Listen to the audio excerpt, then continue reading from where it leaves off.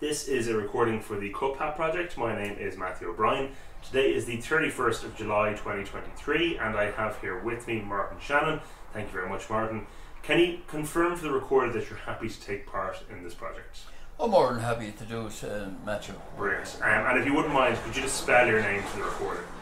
Spell my name. MartinShannon. Perfect. The same as the river. Brilliant. Okay, thanks, Martin. Could you tell me a little bit about your early life? When and where were you born, and where did you grow up? I was born in my hometown land, the townland of Knockroad. That's in Burris in the County Carlow. I was born in one of the rooms in my father's house. I wasn't born in a hospital. I was born at home, delivered at home, as the saying goes. I grew up there on my father's farm. And by today's standards, it'd be a very small farm, but in those days 50 or 60 acres was a lot more than it is today. So we grew up there and went to school in the village of Rathhanna. And as we all know from history, Ireland was a completely different place in those days. It has evolved into American standards now, near enough. You know, the thing about the pilot landing in Ireland, put your watches back 300 year, and you know, we were landing in Ireland. So Ireland has evolved and come around an awful lot. I suppose the European Union have really the money that came from there and the subsidies that was brought into agriculture have really influenced the I suppose the evolution or the evolving of farming in general in Ireland, and I've seen all that happen. I've grew up with the horse and plough, and I've worked a little bit, not a lot, of the horse. And I remember one day, the first time I ever used a horse, I got a lenda one from a neighbour, because our horses I wasn't fit to operate them. They were a little bit fiery, but a neighbour had a quiet horse, and I wanted what they call grub turnips. That's where you run a grubber along through the drills to pull the weed. And I got a lend of a horse from a neighbour, and I went out and done great work, as I thought. I used to listen to the old men saying to the horse, come around and come over and all that, and I done the very same when I got out on my own. So the old man that owned the horse came into the house in the night. There were rambling houses that time, and he said, how do you get on? And I said, I got on very well.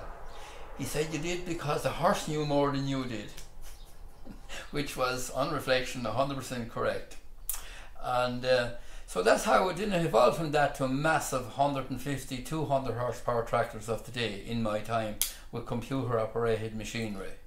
And we had to learn as we went along, and of course if one doesn't learn, well, you're left behind altogether. So one has to learn.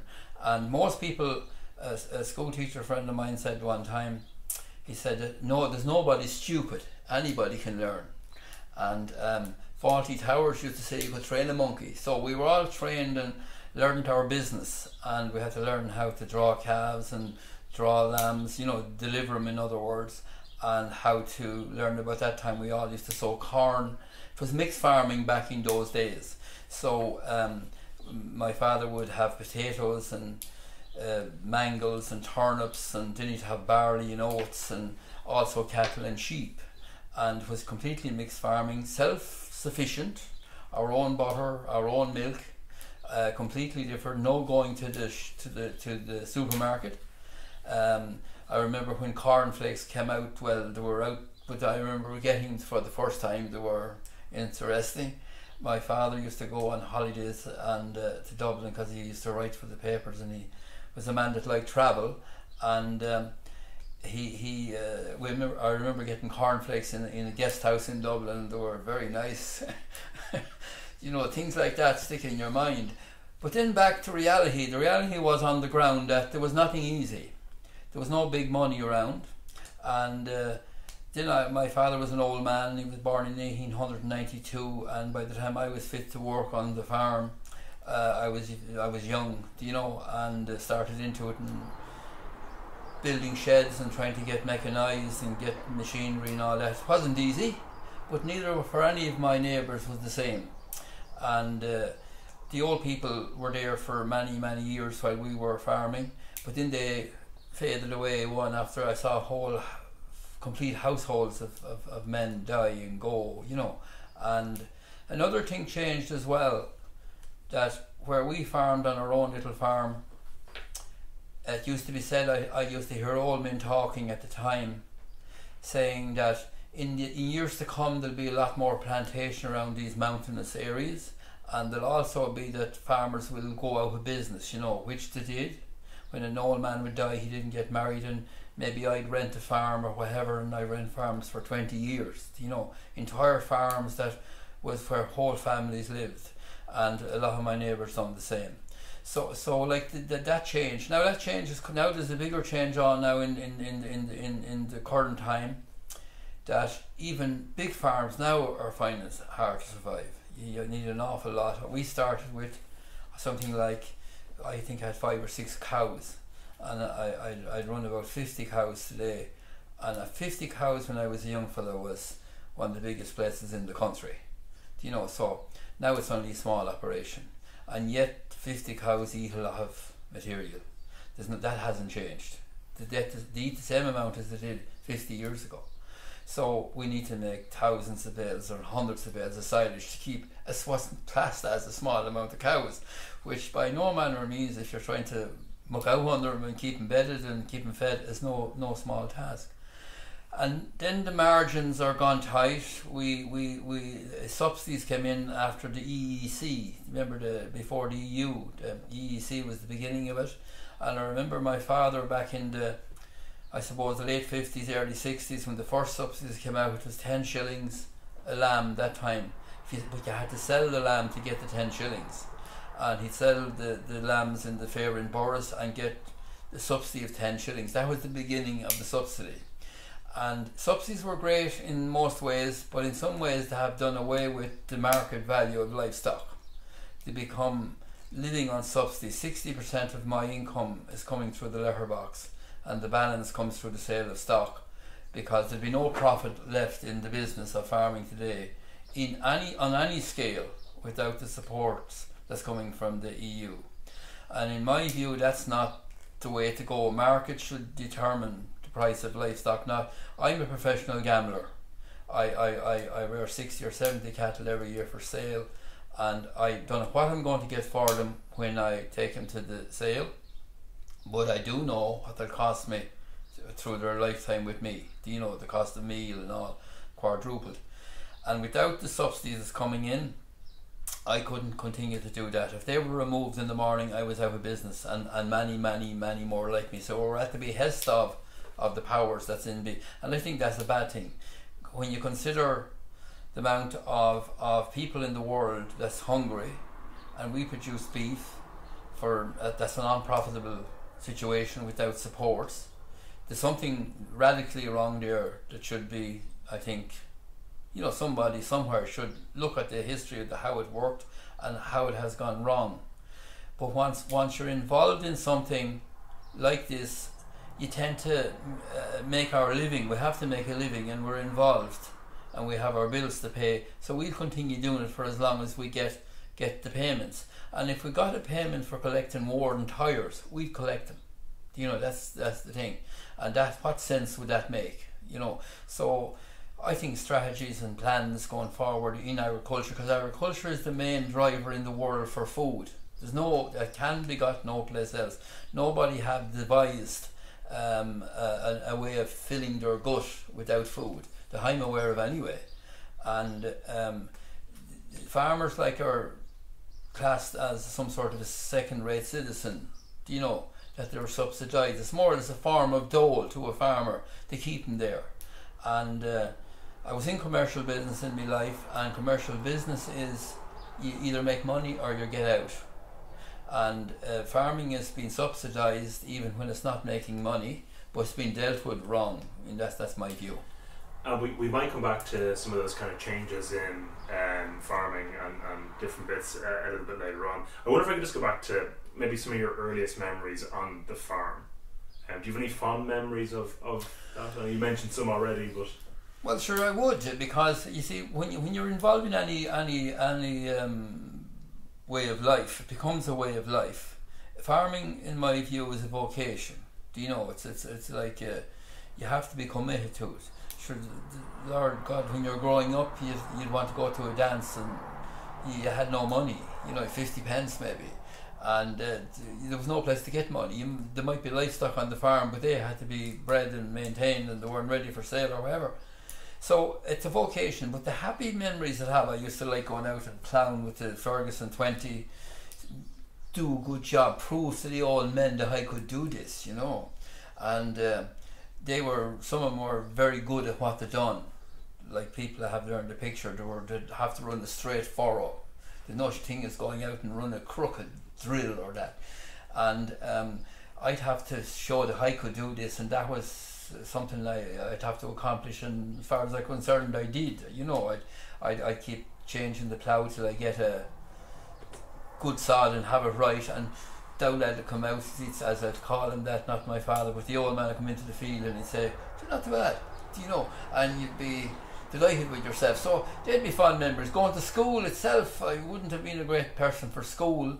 I remember in the village of Rathhanna, we had a number of school teachers, and there's one, I'm still alive actually, living in Boris, Mrs. Rice, and we're doing a school reunion now shortly, but that's not in relation to what we're talking about. But we had a lot of teachers, and they were trying to learn us Irish. We had teachers from Kerry, Master O'Sullivan, I remember, and he had a different version of Irish to the teacher from maybe Clare, or you know, they had different and they tell us when the change of a teacher came, that's wrong.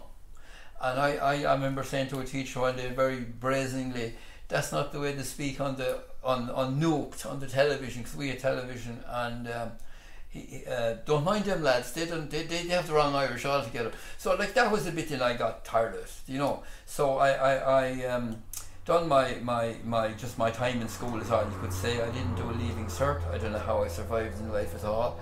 But as I said earlier on, you could train a monkey. So we had to learn our business, learn how to make money out of farming, and learn from other people.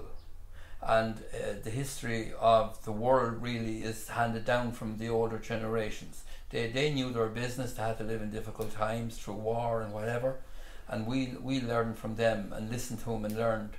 And to draw a calf from a cow, like, you just can't go in and do what you like. You have to know what you're doing.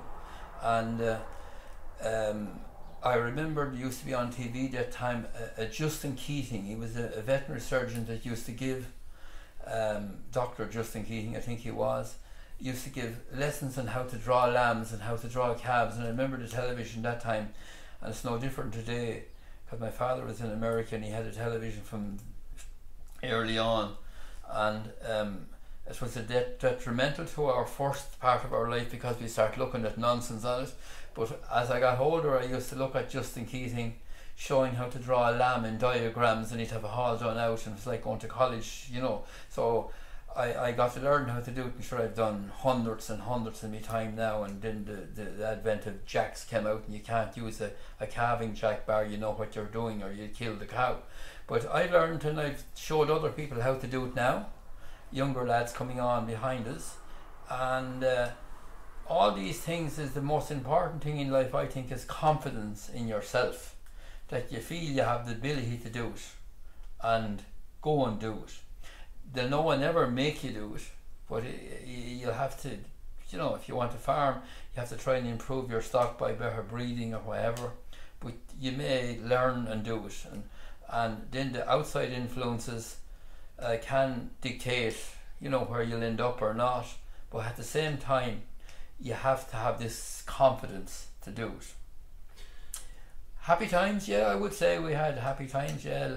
People used to meet on the crossroads and play skittles and talk and play music, and I'm interested in music, and my father played music, and we got involved in drama classes and groups early on in Rathhanna with Mrs. Bayliss down that time, and from an early age, and started singing. That gave us confidence as well to face the public, if you know what I mean.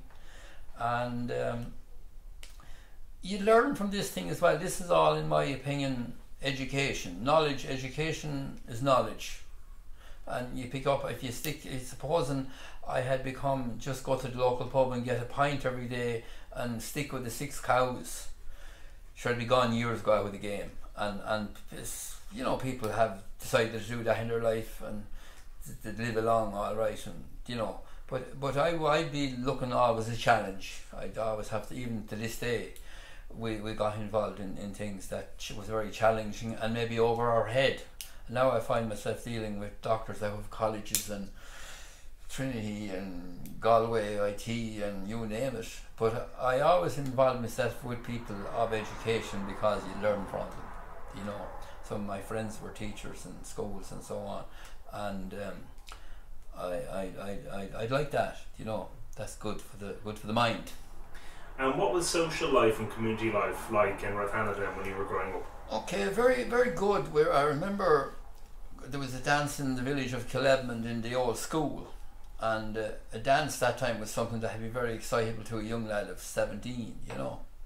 We weren't allowed to go. My father was very strict, and he weren't as worried about his sons as he would about his daughter. You know, he had 2 daughters, but he'd be very concerned about his daughter going out. I remember myself and my sister went to the dance in Kilebman, and he had a motor car and I was barely, you know, just after getting my license, and he'd give me the car to go down. And now everybody had a car, I'm not bragging or anything, but he had a car, and his advice was going out in the door, I never forgot, don't get in with bad company. And I used to think to myself, what? I didn't know what bad company was, you know, as we know today. And but it rung in my ears, don't get in with bad company. But we would go then, we'd meet up with our neighbour and people that went to school would, and we'd mix with them. And the drinking type element of the group, I never mixed with them. I mixed with the same as myself, the teetotalers. My father never drank, and we just stayed with them and started going into the bigger ballrooms. We've been to Dublin and marquees all over the country then as we progressed into the early 20s, and I got married when I was 29, and we had a good time. Yeah, the social thing was good enough, and the circuses used to come around that time, and I remember going to a circus in Kilebman as well. And one of the entertainers got up, and I was right up at the front of the stage, and I had an interest in music, and he came out with a guitar, an electric guitar, which was the first one I ever heard, and I thought it was excellent, you know. And I used to play the banjo at that time and trying to play it, and he played a tune called Mrs. McGrath, and I was able to, I can play it to this day. I picked it up straight away from him when I saw him playing it. I came home and I started practicing, and I was able to play it. And I can play it to this day, and that's where I heard it first, just sitting in front of that guy. You know, he was obviously a very talented man, but I was watching his fingers and how he was doing it, and I got the knack of it, because you never can train an old dog new tricks. But I was young and I was able to pick it up at the time, and I never forgot that. That was my first tune that I ever learned to play, and that's how I learned it. I didn't learn it by someone lecturing me, but just play it by ear, by listening to him and the way he worked his fingers, you know. So yeah, that's some memories like that were very good, and we had a happy childhood, I have to say. I remember when we were very young, my uncle was in America, and we had a big open chimney in the house, you know, the old open fires that time, farmer's kitchen, and fanners there blowing the fire in a big area.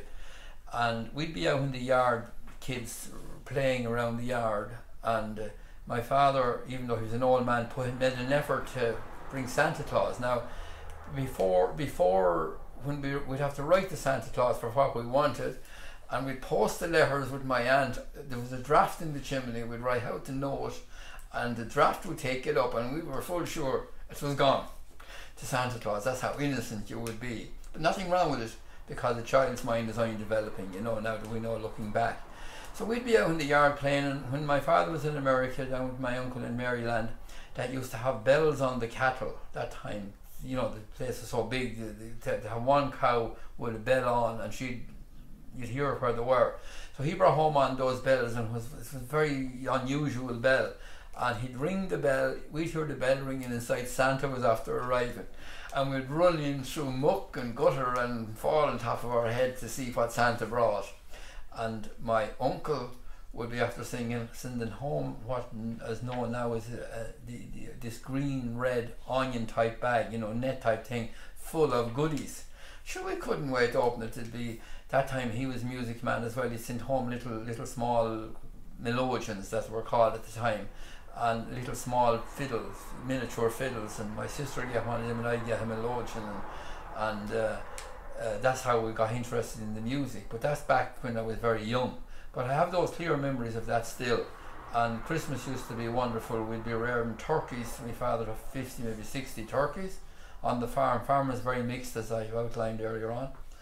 And they'd be all, I suppose the correct word would be slaughtered on the farm. We'd have to pluck them. I'd use the word like execute them, I won't go in for. But anyway, we'd have to pluck them, and they'd be hung up in the sheds outside, and we'd pluck all the turkeys, but we'd have an amount of turkey meat. So they'd be all taken down to a place called O'Leary's, Wexford, in the back of his car and sold, and more people would come to the yard and buying, you know.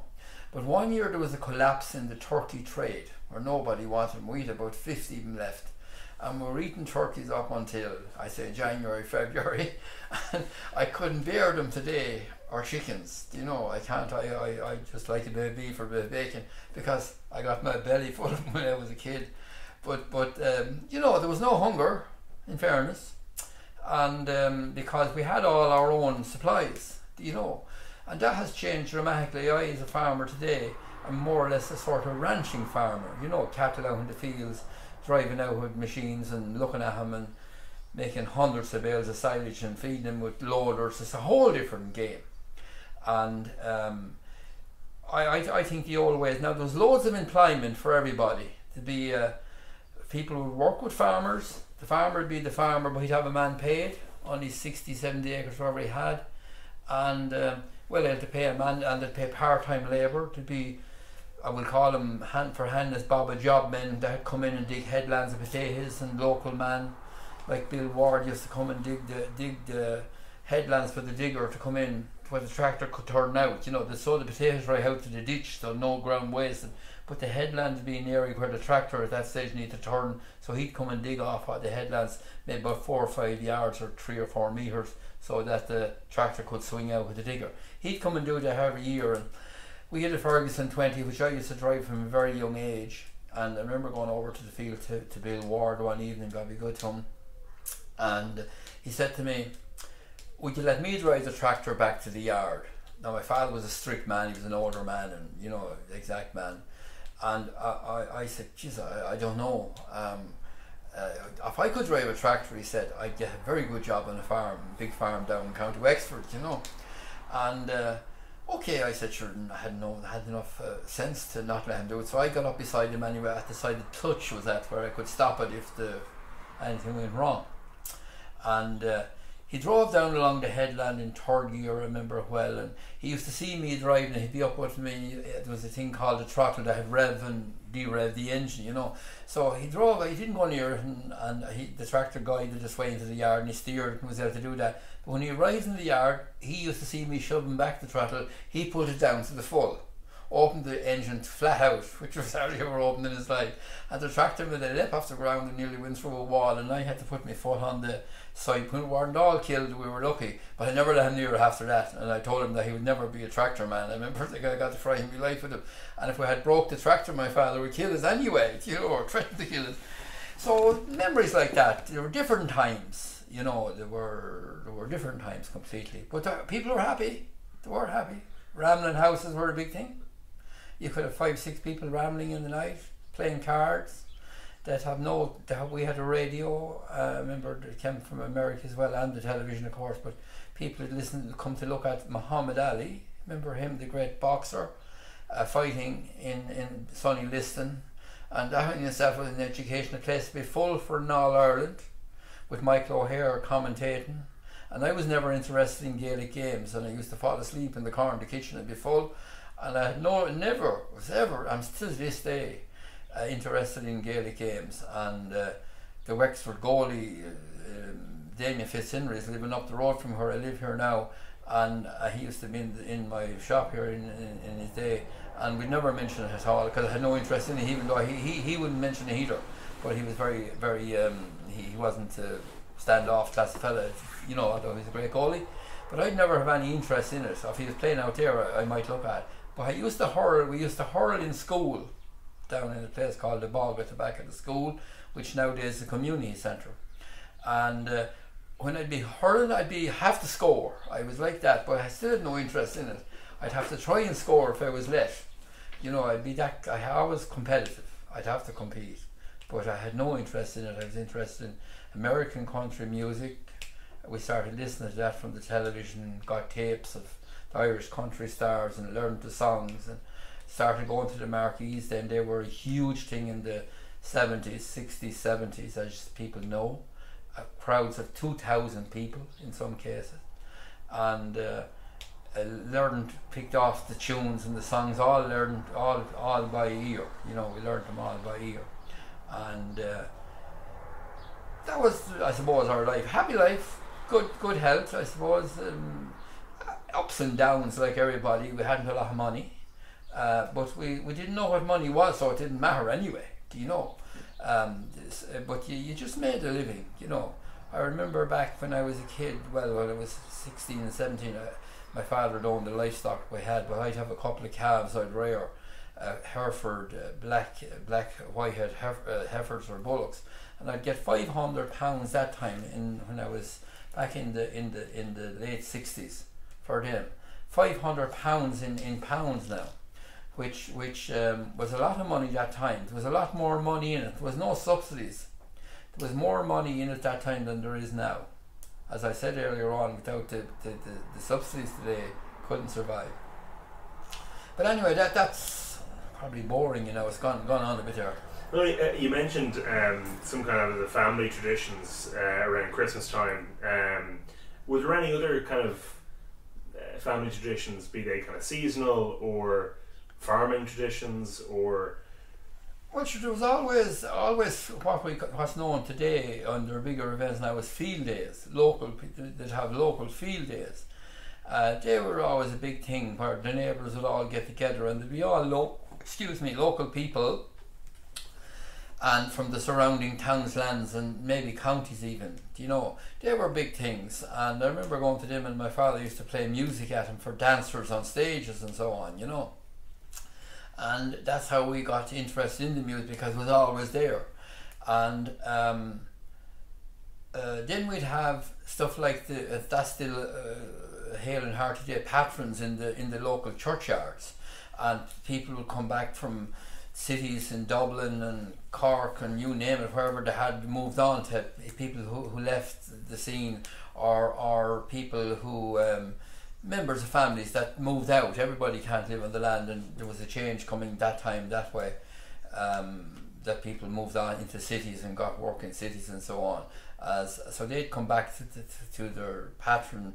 The patron was, for someone might not know about it, was where the priest would arrive in the graveyard at 3 o'clock, and all the people would do up all the graves and have them spectacular. You know, there'd be flowers, very well maintained, and it was a recognition of the people who passed. That's going on today, and it's going on actually next week in Rathhanna, and there'll be hundreds of people at that still today, because everyone likes their grandparents, and what is life about?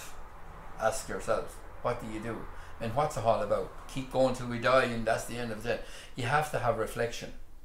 And in the Catholic Church, the priests, I know there was a lot of years I won't go into it, that things went wrong there, but they have what they call retreat, where they go and reflect.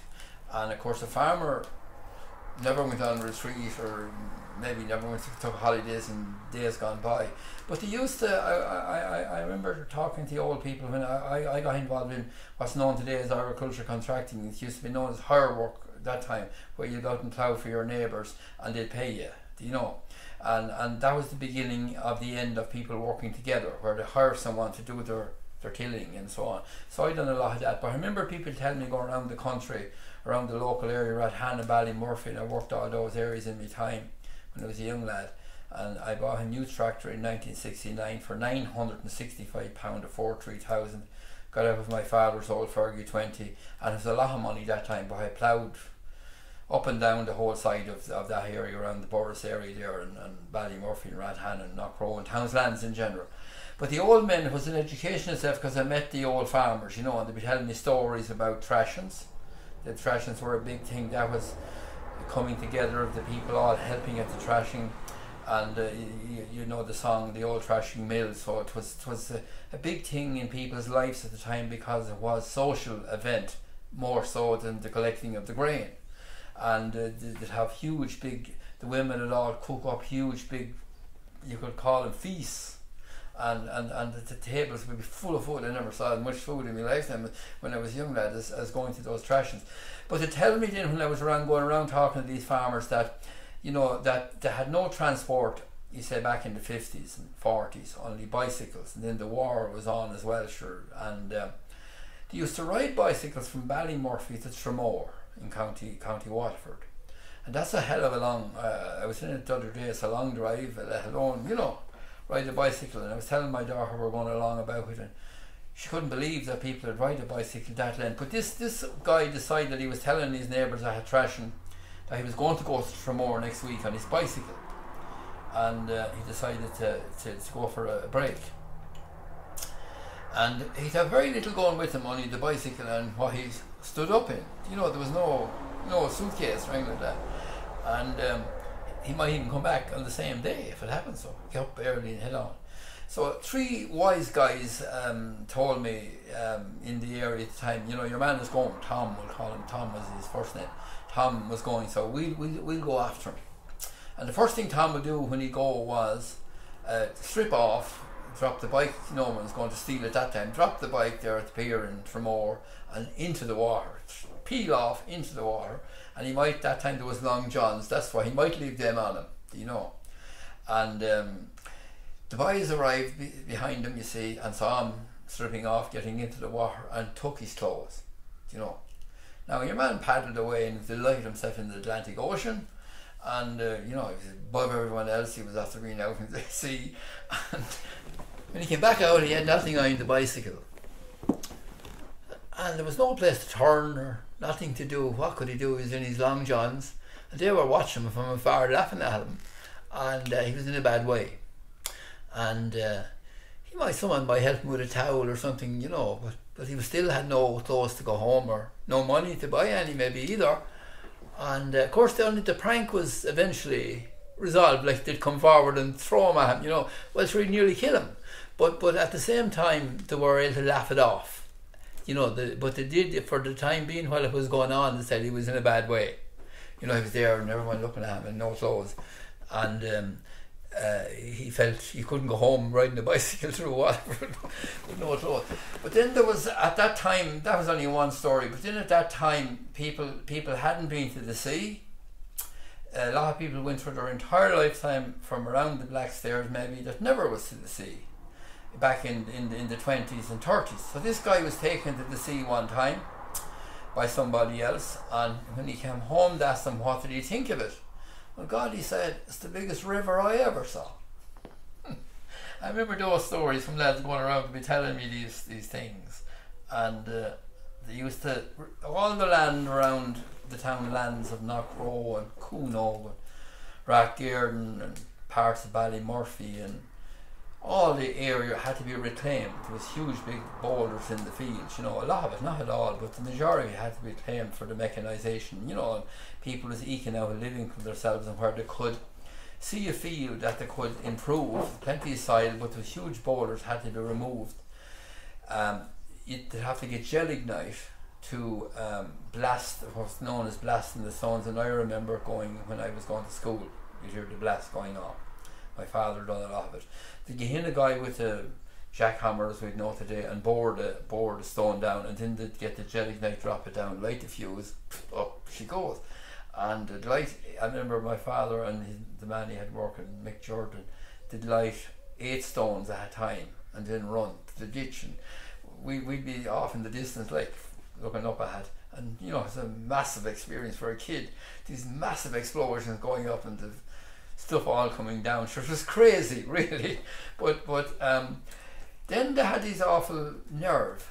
Now they'd light 8 stones. I remember, well, I can see in my mind's eye, and we'd be, as I say, at a safe distance looking at them, and 7 stones would explode, and they'd count them. They'd have to count, you know, 1, 2, 3, and they'd be after being lit in rotation, so they'd go a few seconds after another.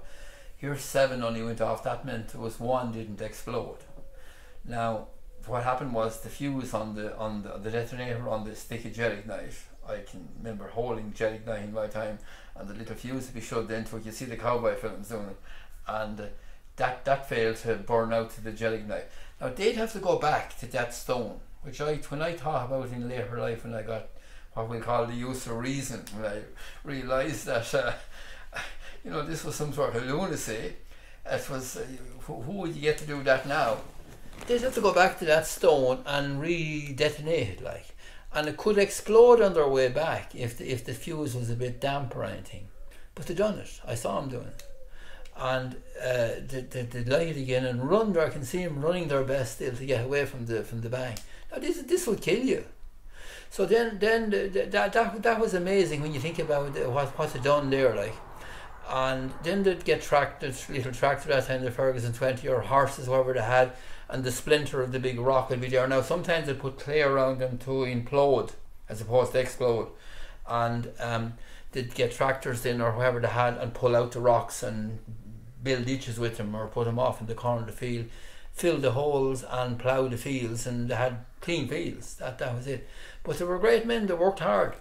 I said to an old man one time, there was big rocks, big, huge granite stone, built 4 foot high, and I said, how in God's name did you get him up there? I was ploughing for him. He slapped his chest, pure muscle. They get a plank and they drag it up with a horse and put it into place. Everyone looked at the main walls that are built around the big estate in Boris, and several estates around the country. If you ever looked at them, I often took note when I was sitting in the car waiting while my wife would be shopping there in Boris, because I heard all these stories about building these walls. And I'd look at the size of the rocks that they put up, and the effort was put in and the straightness of them.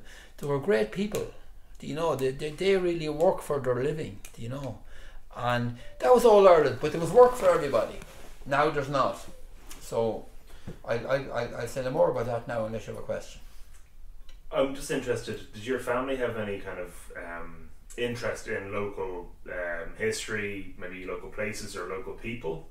Well, my father, as I said earlier on, was writing for the papers. He went to school in Rathhanna like myself, and generations went there before it was closed, And then there was there was what they call hedge school teachers. You often hear Kevin or Whelan talking about him.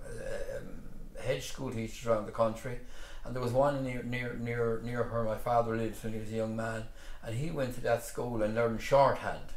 And then when he was writing for the papers, he could take notes from people by shorthand, and I often saw him sitting in the car with a young lad beside him. I often wondered how would you read it, but he knew it, and he knew it like the back of his hand. And he was out cutting corn on his farm when in some year, and he fell and broke his thumb, and he couldn't write. He had a straight thumb for the latter of his life, but the shorthand used to get him out. He was able to, and then he had a typewriter and he typed. But you asked me a question there. My father was interested in politics, and he'd get up on the platform supporting the Fianna Fáil because he fought in the War of Independence, and was in jail in Newbridge with 20,000 others for a year in his youth. And several members of the government that was formed after was in Newbridge that time, and he was offered they were starting the Garda, as we know today, the Garda Síochána. What were they called at the time? It's sort of escaping my memory now. What we know today as the Gardaí. They were forming that in the Free State, in the new state. And he was asked, he was over 6 foot tall, you had to be 6 foot to join the Gardaí that time. Anybody will do now. But he was asked, on account of his efforts in the fight for independence, would he to give him a role in that, but he didn't. He decided he took up writing for newspapers and went down that line. But he had a great interest in politics on account of that, and he knew some of the ministers in the government on account that they were in jail along with him in Newbridge. I remember the Minister for Agriculture was in jail along with him, and he used to go up and visit him in Delgany in County Wicklow, and I can see him still. I'd be sitting in the car, I was never allowed in. In those days, kids had to stay in their place. But the minister come out and give me an apple, I remember well, and a big tall man, I can't think of his name now, but he'd have some problem in the area. The old IRA that time, I won't go on about because there's too many stories and it's too long, but the old IRA was he was a lieutenant in the old IRA, my father was, and De Valera in his time was in Rathhanna. He used to come in the middle of the night to meetings up in Michael and Fenna, and my father drove him one time to Fenna in a pony and car that they had in my ancestral home, the Shannons, and he never talked much about it, but he done it. And he got to know, he wasn't socialising with De Valera, don't get me wrong, because he was only an IRA man at the time, you know, the old IRA. And I often heard him talking about the new IRA. He had no time for them, you know, blowing up people on streets, and he wouldn't even, I remember him saying he was a serious man, he don't want to know anything about him at all, you know, putting a bomb in the car and killing children, and there was no regulation. So he was against that. But he fought in that war, which they felt was justified, you know. And, you know, one is faced in life with stuff like that, and they can either partake in it, get involved in it, or ignore it. And some people ignored it, but a lot of people got involved. So the one rule came out, I remember him talking about it, was that all spies and informers would be shot. That was that anybody who was informant to the British was going to be shot. So if you were found to be given information, you were shot by the IRA, as we well know from history, is that right? And local around our town's land in Knockrow, there were several people shot. They were shot. There are fields in Knockrow still today, known as the Spy Field, where a man was told to capture this guy, bring him to the field, tell him run up through a field of corn and shoot him when he started running. It was barbaric, to say the least, but that's what they done. And they felt if they didn't do that, they were all going to be shot by the... Now, there was mass in Rathhanna one Sunday, as there would be for years and years, and still is. It's getting very small now, but they're still there. That the British came and shot a man outside mass in Rathhanna in front of everybody, going up the road from the church. And there were difficult times. Excuse me. And then in our own, I'm after missing your question there. You asked me, was my family interested in local history? Yeah, well, sure, my father would be, yes, yeah. He'd be interested in, have a lot of history, he would. He'd be writing all the time, he had a lot of writings. So he was interested. He would. My mother wouldn't have been, you know, she'd tell us stuff, but she wouldn't have the same degree. As I said, my father was an old man, so we were reared by an old man. He was 17, we going to school. He late 60s, early 70s, sure, because he didn't get married at 59. And he be telling the stories about the troubled times and the way that they'd ambush the Tans coming in there at the... I know I'm telling in an interview like this, but they'd have a spot where they'd be up over him and they'd shoot fire on him. So he'd be telling us these stories when we were chaps, and we'd say, like every chap, because we were after looking at John Wayne on the television, and we'd say, did you ever shoot anyone? You know, we would thought he was as quick as Clint Eastwood. And the very moment we'd ask him that question, he closed down. Don't be nine, he'd say. Nobody, I suppose, wants to relive anything like that, because they were very staunch Catholics. My father used to go to Mass to Rathhanna every Sunday religiously, say the rosary every night, and so did everybody in the parish, as people know from history as well. And he used to say it to us, because we were playing around the house and weren't too interested in him and his prayers, but he would demand that we'd kneel down and say the rosary. And in the wind up he left it so, because he said, when I'm gone there'll be no rosary. And what he didn't know was there'd be no rosary anywhere. You know, it was gone from the country. But he used to go to Rathhanna, and I remember him well, and he'd say the rosary in the church before Mass every single Sunday maybe, and he'd give out the rosary, and the rosary would be answered by the whole church. I remember we used to wonder, why was he doing that? No, Jack Murphy's father weren't doing that, like, but he do it.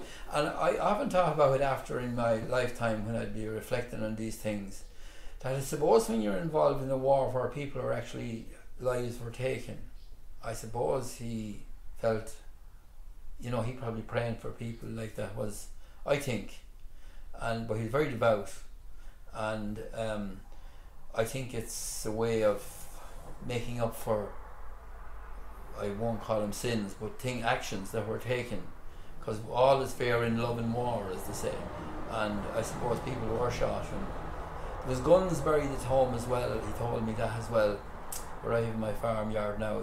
When the war was over, they had a lot of ammunition and guns and what have you, and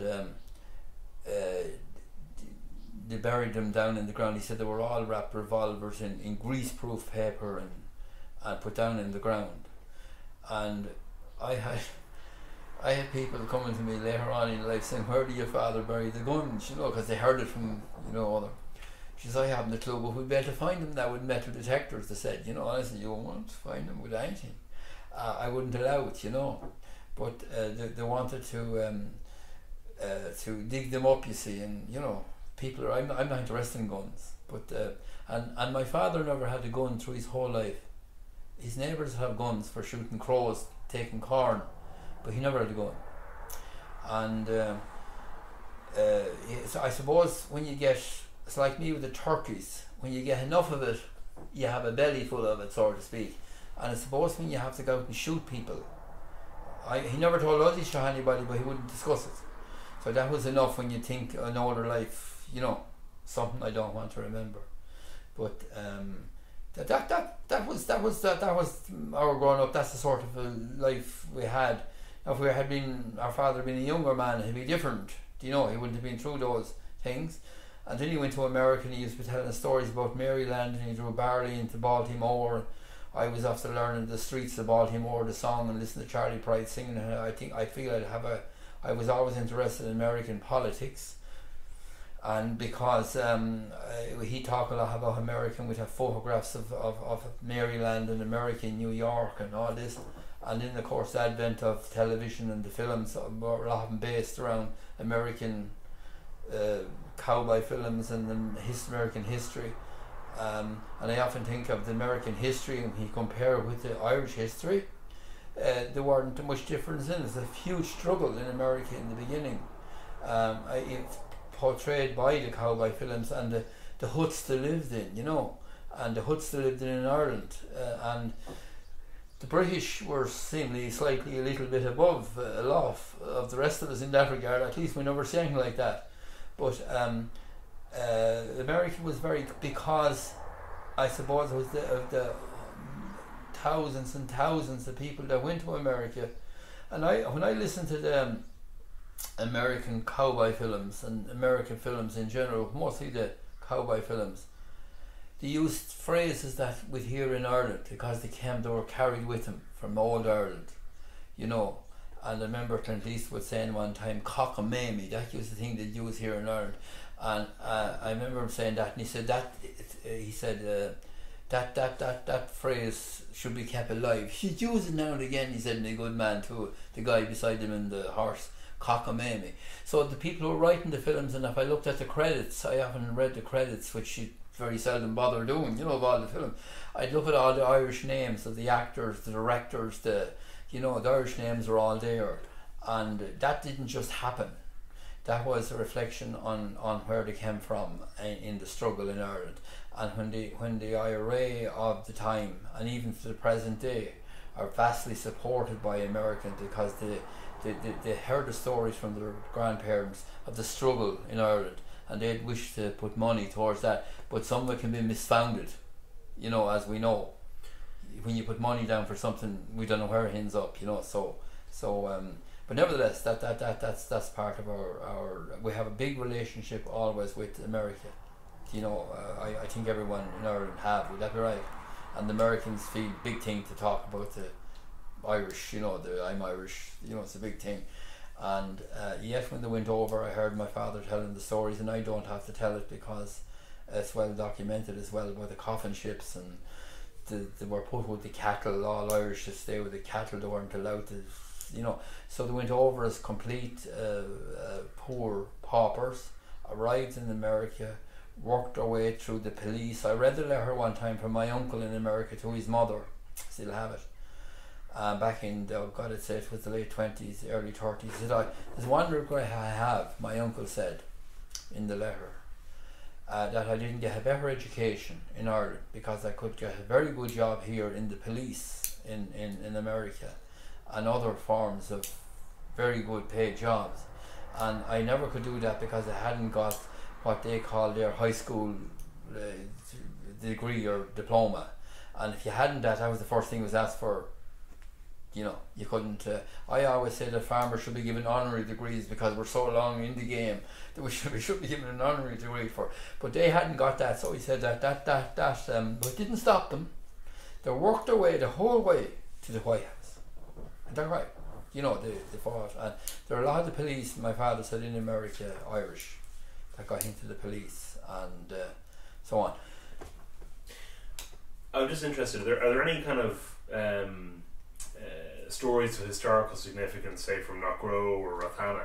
There would be. Sure, the biggest thing ever happened in Knockrow was the bombing of Shannon's. My ancestors, maybe you've heard about it, it's well documented as well, in 1941.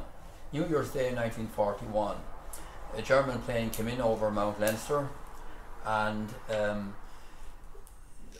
the navigation equipment that have at those times, I think those German planes, you know, it'd be a map, I suppose, and vision out the window, out the screen.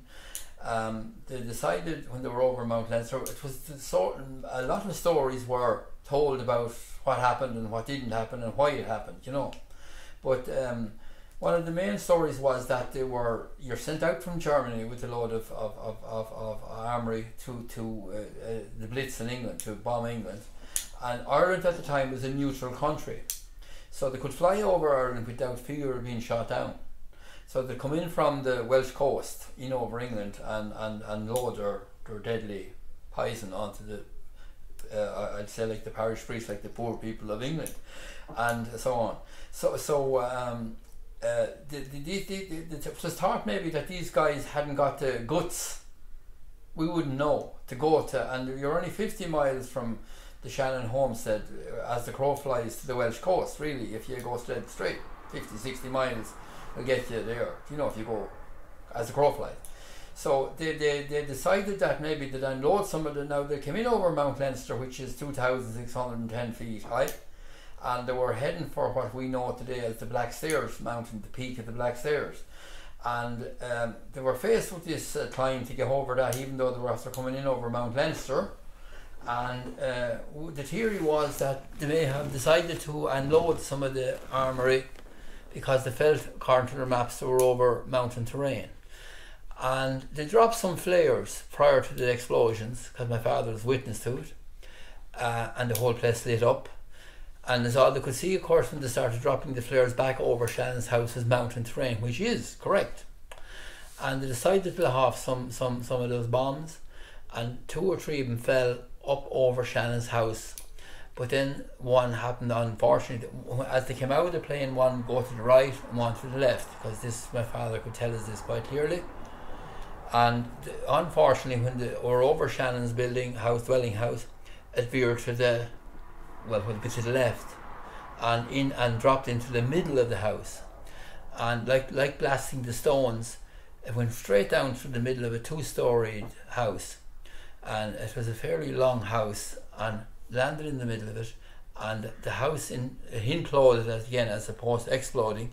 If it had fell outside the house, it had took out everybody, all the outrange buildings, you know, their farm buildings, had a good few farm buildings, all would be wiped out, demolished, obviously.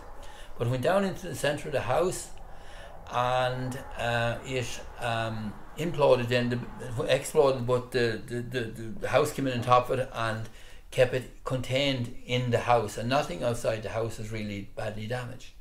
But unfortunately for the 3 women of the house, 2 aunts and a sister, 2 aunts and a niece were killed. They were sleeping together in one part of the house, and then there was a James Shannon was sleeping in what we'll call, for the way of describing it in the story, we'll say the east wing of the house. He was out there, and he was blown completely out of his bed, and his bed was blew up into the trees outside, and he was found outside, very badly shaken, and had tremors for the rest of his life. His hands shaken for the rest of his life. Then I was told by the local people as years went on.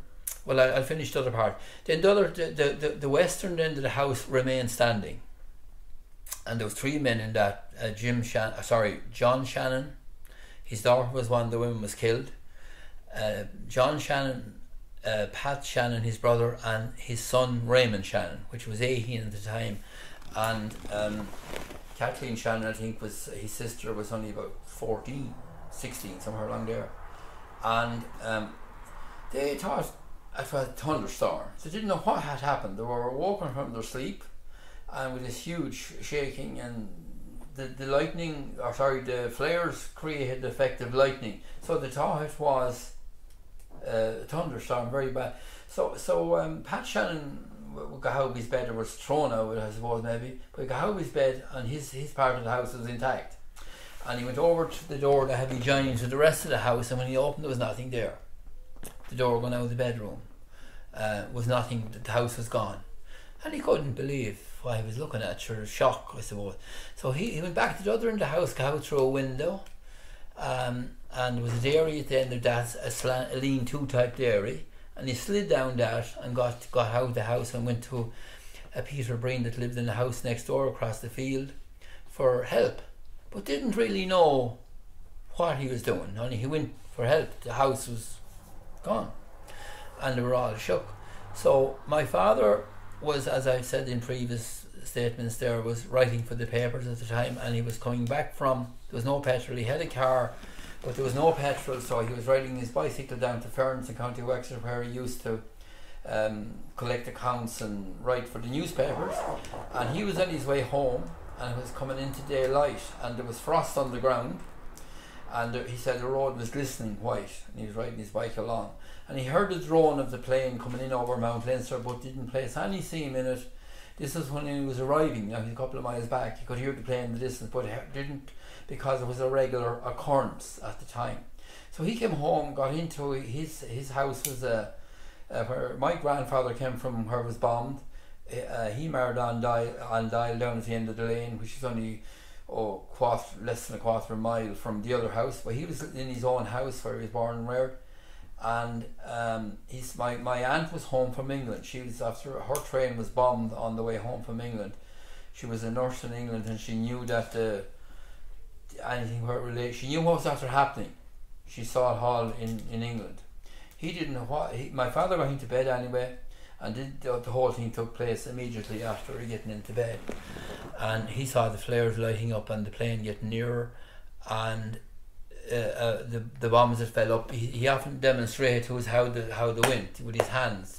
You know, there were 8 bombs fell in all, and then there was a stoppage, and then another. You know, and one fell right at the end of the lane, still there today. Not the bomb, but the lane. It's known as Shannon's Lane.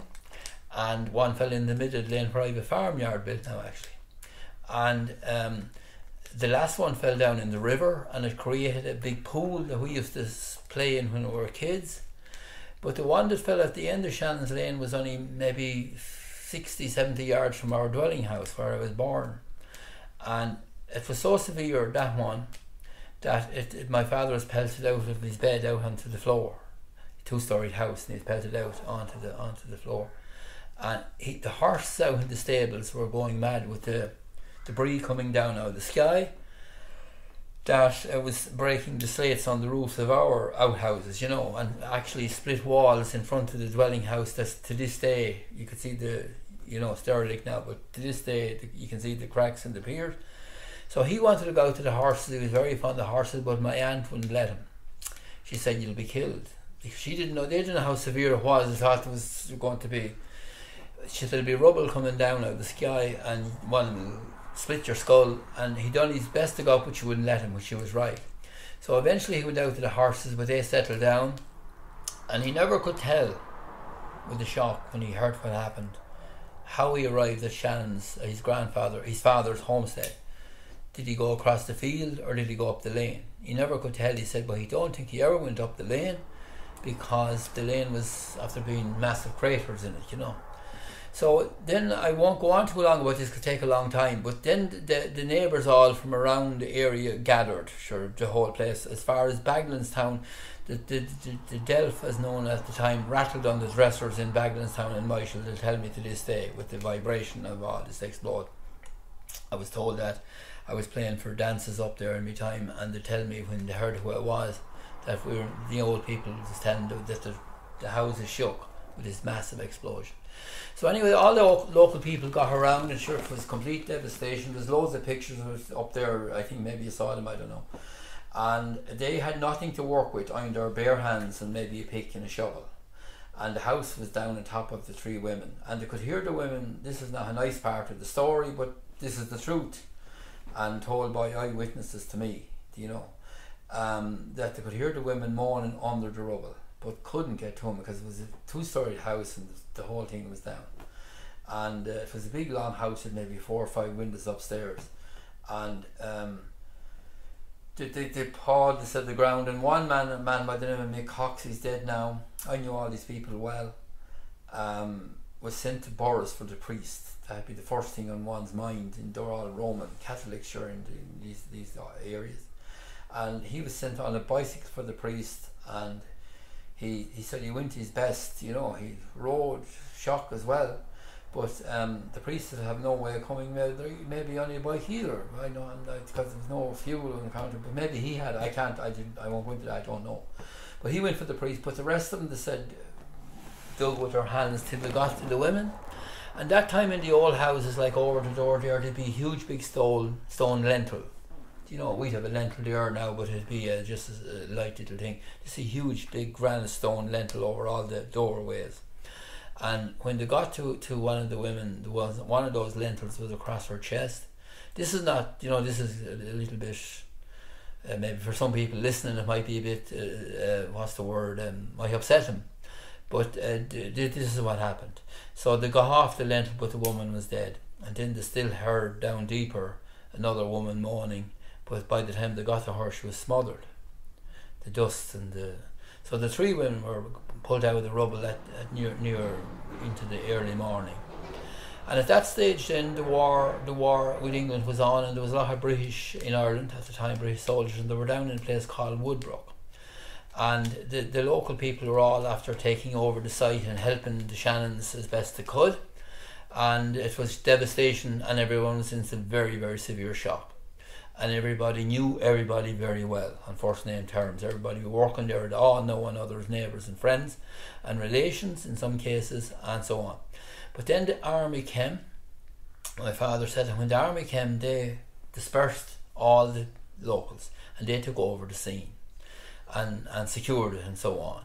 And they came to my father and said that they were, I suppose you could use the word, commandeering a room in his house without any great, they were doing it to assemble all the fragments of the bombs that were found to see could they identify what nationality they were from. The shirt was obviously German, but nevertheless, who was responsible.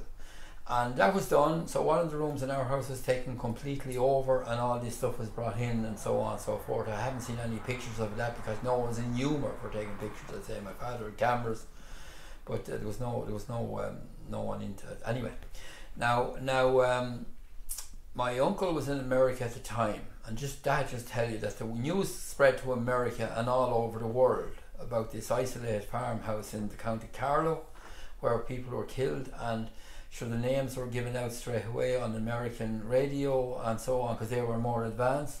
And sure, my uncle got the shock of his life. Shannon's of Knockrow heard that who he was, Patrick Shannon of Knockrow, Boris County Carlow. So he had no means of contacting these people, only by telegram that time. You people be familiar with what I'm talking about. So he sent a telegram directly to Boris post office or wherever to find out what he thought was his sister and his sisters and his brothers were dead. His brother, one brother and 2 sisters. And the telegram came, and sure my father answered straight away that it was the home place of the Shannons, his grandfather's house, and that was just as bad. Now somebody another Mary Kate Shannon was in America at the time, a sister to the women that was killed as well. She was in Philadelphia as well. My uncle went out to them that's how he went out there. So it was a very, very awful time, difficult times talked about to this day. And now the lane, Shannon's Lane, has become, I suppose you could nearly say, famous. And I'm partly to blame for it myself in the Blackstairs thing, but because I went on national radio and you know, I highlighted it and so on and so forth when I was trying to get the scheme into being and so on. And but they're coming from all over to walk the lane now. And when I went to the radio stations like Kilkenny and different places, oh, we know well, I've been walking it and it was all put out on broadcast. But it was well known prior to then due to people like the historians of the time. And but it was a big story, yes, and still is carried, and it's in the curriculum in the school actually. Maybe you know where this bombing of the Shannon. Now there's other bombings at the time in North Strand in Dublin, as we all know. Campile in Ross. I'll give you one short brief other story that went on at the time. After the Shannon's been bombed, the neighbourhood and the surrounding area and Fotherfield was in immense shock, because they didn't know why it happened. And they thought that it could be taken out of their beds any night by the Germans, you know, that they were going to come in and bomb a neutral country and kill people. So anyway, the North Strand then of course happened, and that was, you know, more evidence to think that this was going to go on. But there was mass in Kilteely churches here today, and the church would be packed that time with people, you know, that was the norm. And the priest was up saying mass, and this would be very unusual to happen at the time, saying mass, and bombs went off in Campile, and that could be heard, and there was Shannon's killed there as well. Hard to believe, but that's for, remember I told you earlier on in a conversation before the recording that our ancestors came from that area, so the Shannon's down there, but hundreds of years ago, but there was bombs went off in Campile, and they were heard of course in Kilteely as well, and the word came through, and the priest decided that they thought they were all going to be killed in the church. You know, fear is a very strong element in one's life, and the priest gave what was unheard of at the time, general absolution to everybody, for he said we're dying to die in a state of grace. He told them all to confess their sins privately, and he gave them all general absolution, which should be unheard of because they were very strict at the time. You know, you had to do penance and you had to do everything, and if you didn't do those things, you were out. So, but he gave general absolution, and my father used to say there was probably soul saved that night that had never go to confession, maybe, you know. So that's only a different element to the story, but that's how fear got into people. But so the German government then took responsibility because they found it on the markings of the bombs and so on where they were originated, and I think they had the name of the planes and all. What the Wolf? Can't think of them. The name of that famous plane that they had in England or in Germany, using for the bombing purposes. Something Loff. Won't come to me anyway. But anyway, they got the markings of the bombs, and the German government was held accountable by the Irish state, I suppose, and they paid for the building of the Shannon homestead. And the Shannons decided, which was very unusual, to build the new house in the existing site of the old house. Considering how unlucky it was and how it happened, but they done it, and it's standing there today, you know. It's fascinating. Just to change focus maybe right, okay. for a moment. It's the longest interview in the history of the state. Away from maybe the farming element, would you have spent much time kind of outdoors walking in, you know, the Blackstairs or in any kind of or the upland areas? Obviously, when we were kids going to school, we were fascinated by the big mountains around us. You know, I don't see them at all now. You know, but they were fascinating. And my father used to take us to he was a man that liked travelling, as I've outlined already, and outgoing. So he'd go to all the sea resorts every year. We get a day or two off in school, and we brought us from Tramore, Courtown Harbour, Duncannon, were all the beaches around the country when we were young, you know, which was, you know, I suppose maybe unusual at the time, but he had a car, and he liked travelling anyway, and he liked the sea. So we obviously done that, but then we were fascinated by the mountains, which kids would be. So we decided maybe on a fine summer's day, because it seemed to be very fine summers in those times, that myself and my brother and sister would head up to the Blackstairs. We said we'd walk off up, we had land up in Cuna, we would go on to our land, and then we'd walk onto the mountain. And of course, youthful energy and so on, and no provisions with us, and our mother didn't seem to mind. Nothing, no harm could come to us anyway. There was no strangers in the area, or it was safe enough. And we done it anyway. So we'd go off up the mountains and look around us. And we had. But and then my father used to walk to the top of Mount Leinster and bring us with him as well. He was a big, strong man, and we were on our best to keep in with him. But then as I got older, you see a lot of farmers in the area that time graze sheep on the mountains. That's what the mountains were used for. They were all maintained and kept in good agricultural state, if you wanted to call it that. But in a state of reproduction, where the heather would be grazed down and it would regrow on the frockens and all the stuff that had be up there, and what we call today biodiversity, which was a word that wouldn't have entered our minds at the time. And it's like hybrid, that's the big word now. Everything is hybrid, but there was none of those words. But the mountains were maintained and kept by streams of farmers that kept sheep on the mountain.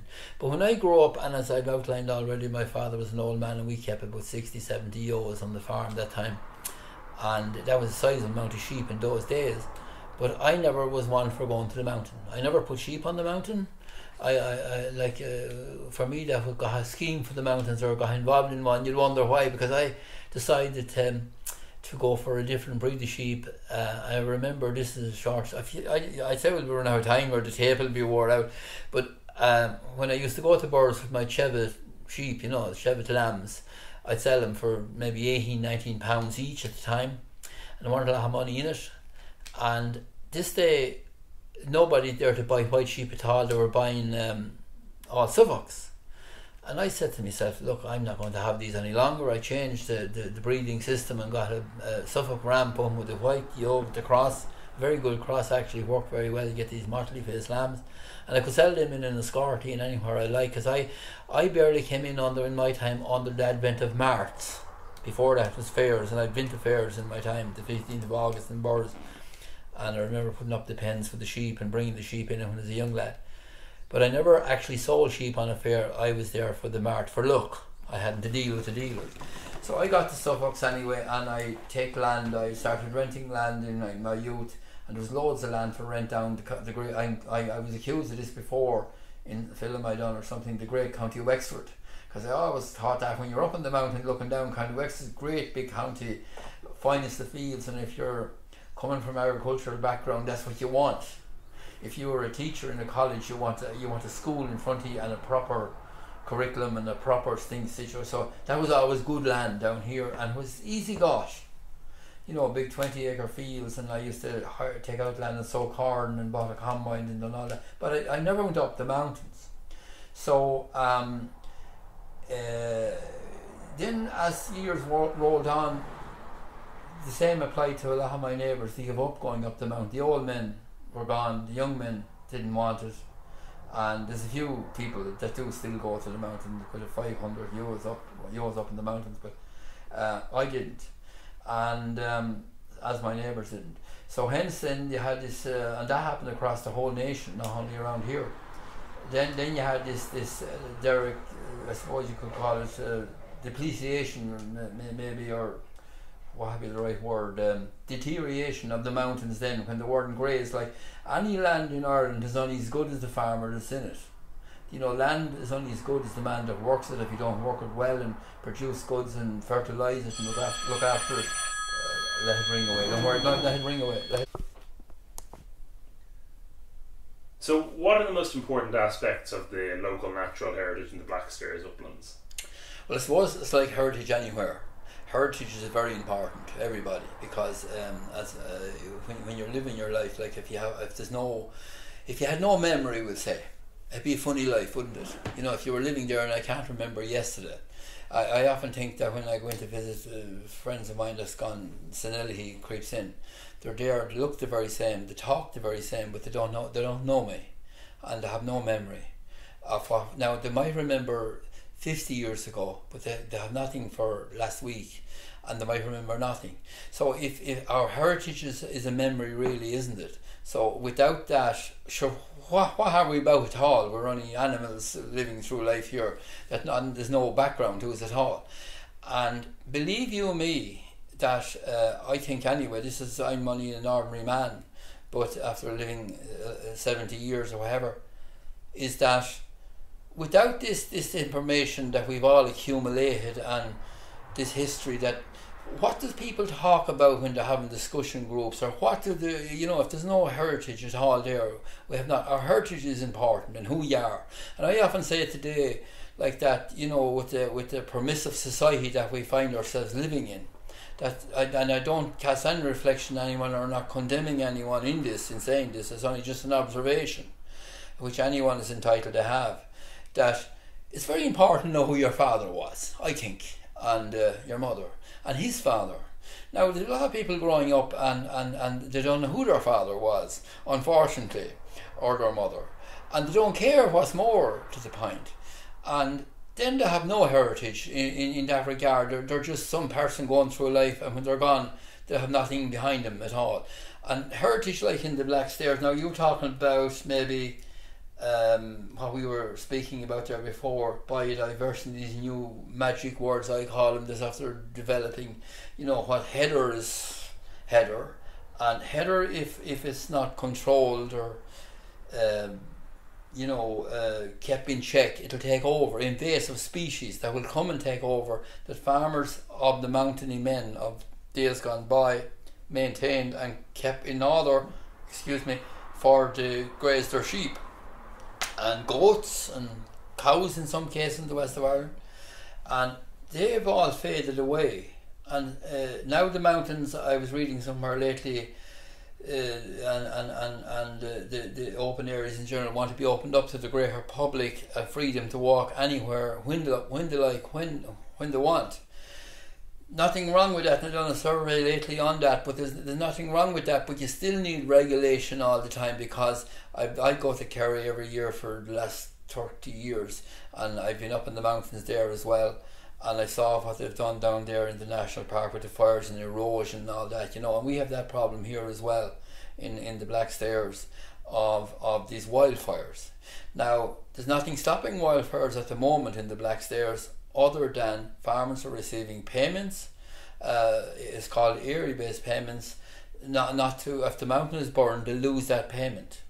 So money is it don't sing, it don't walk, but it talks, as Neil Diamond said.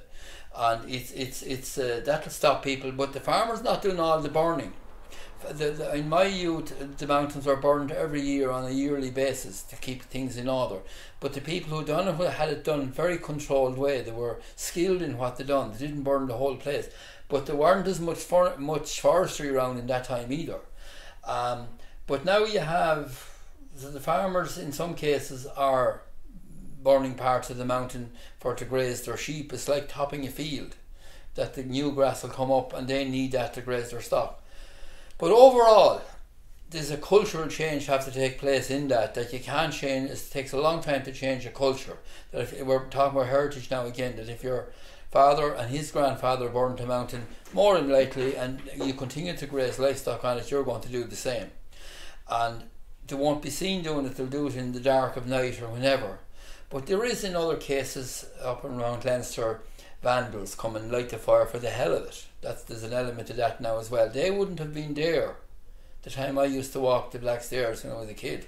There was no one up there only ourselves. So there's people coming now, and when it snows on Mount Leinster, people come from the city of Kilkenny, from Enniscorthy, Wexford town, and drive their cars the way they could drive a car in snow.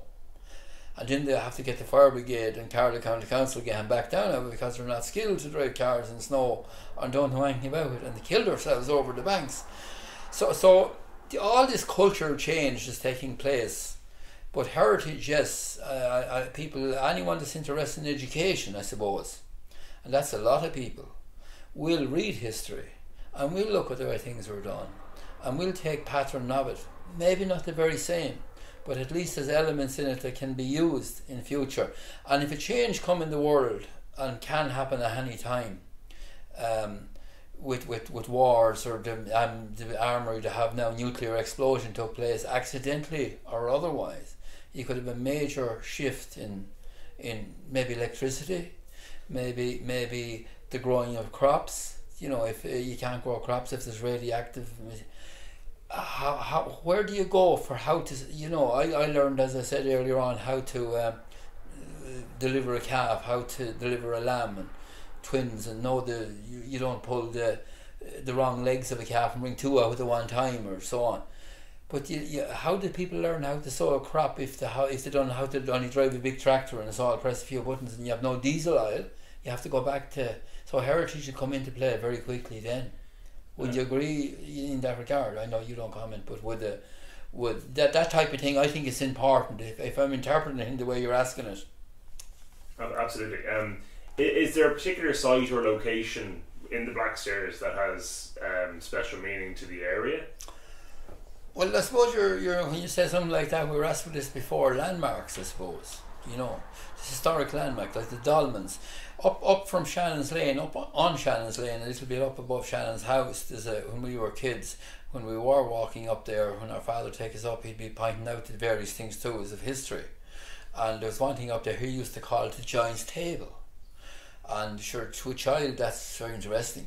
You know, what's a giant, you know?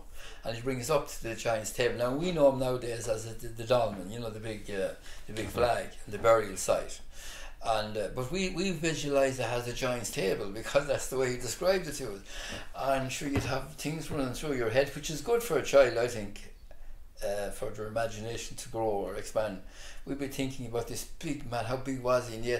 And we'd ask silly questions like, now, how did he get that big rock?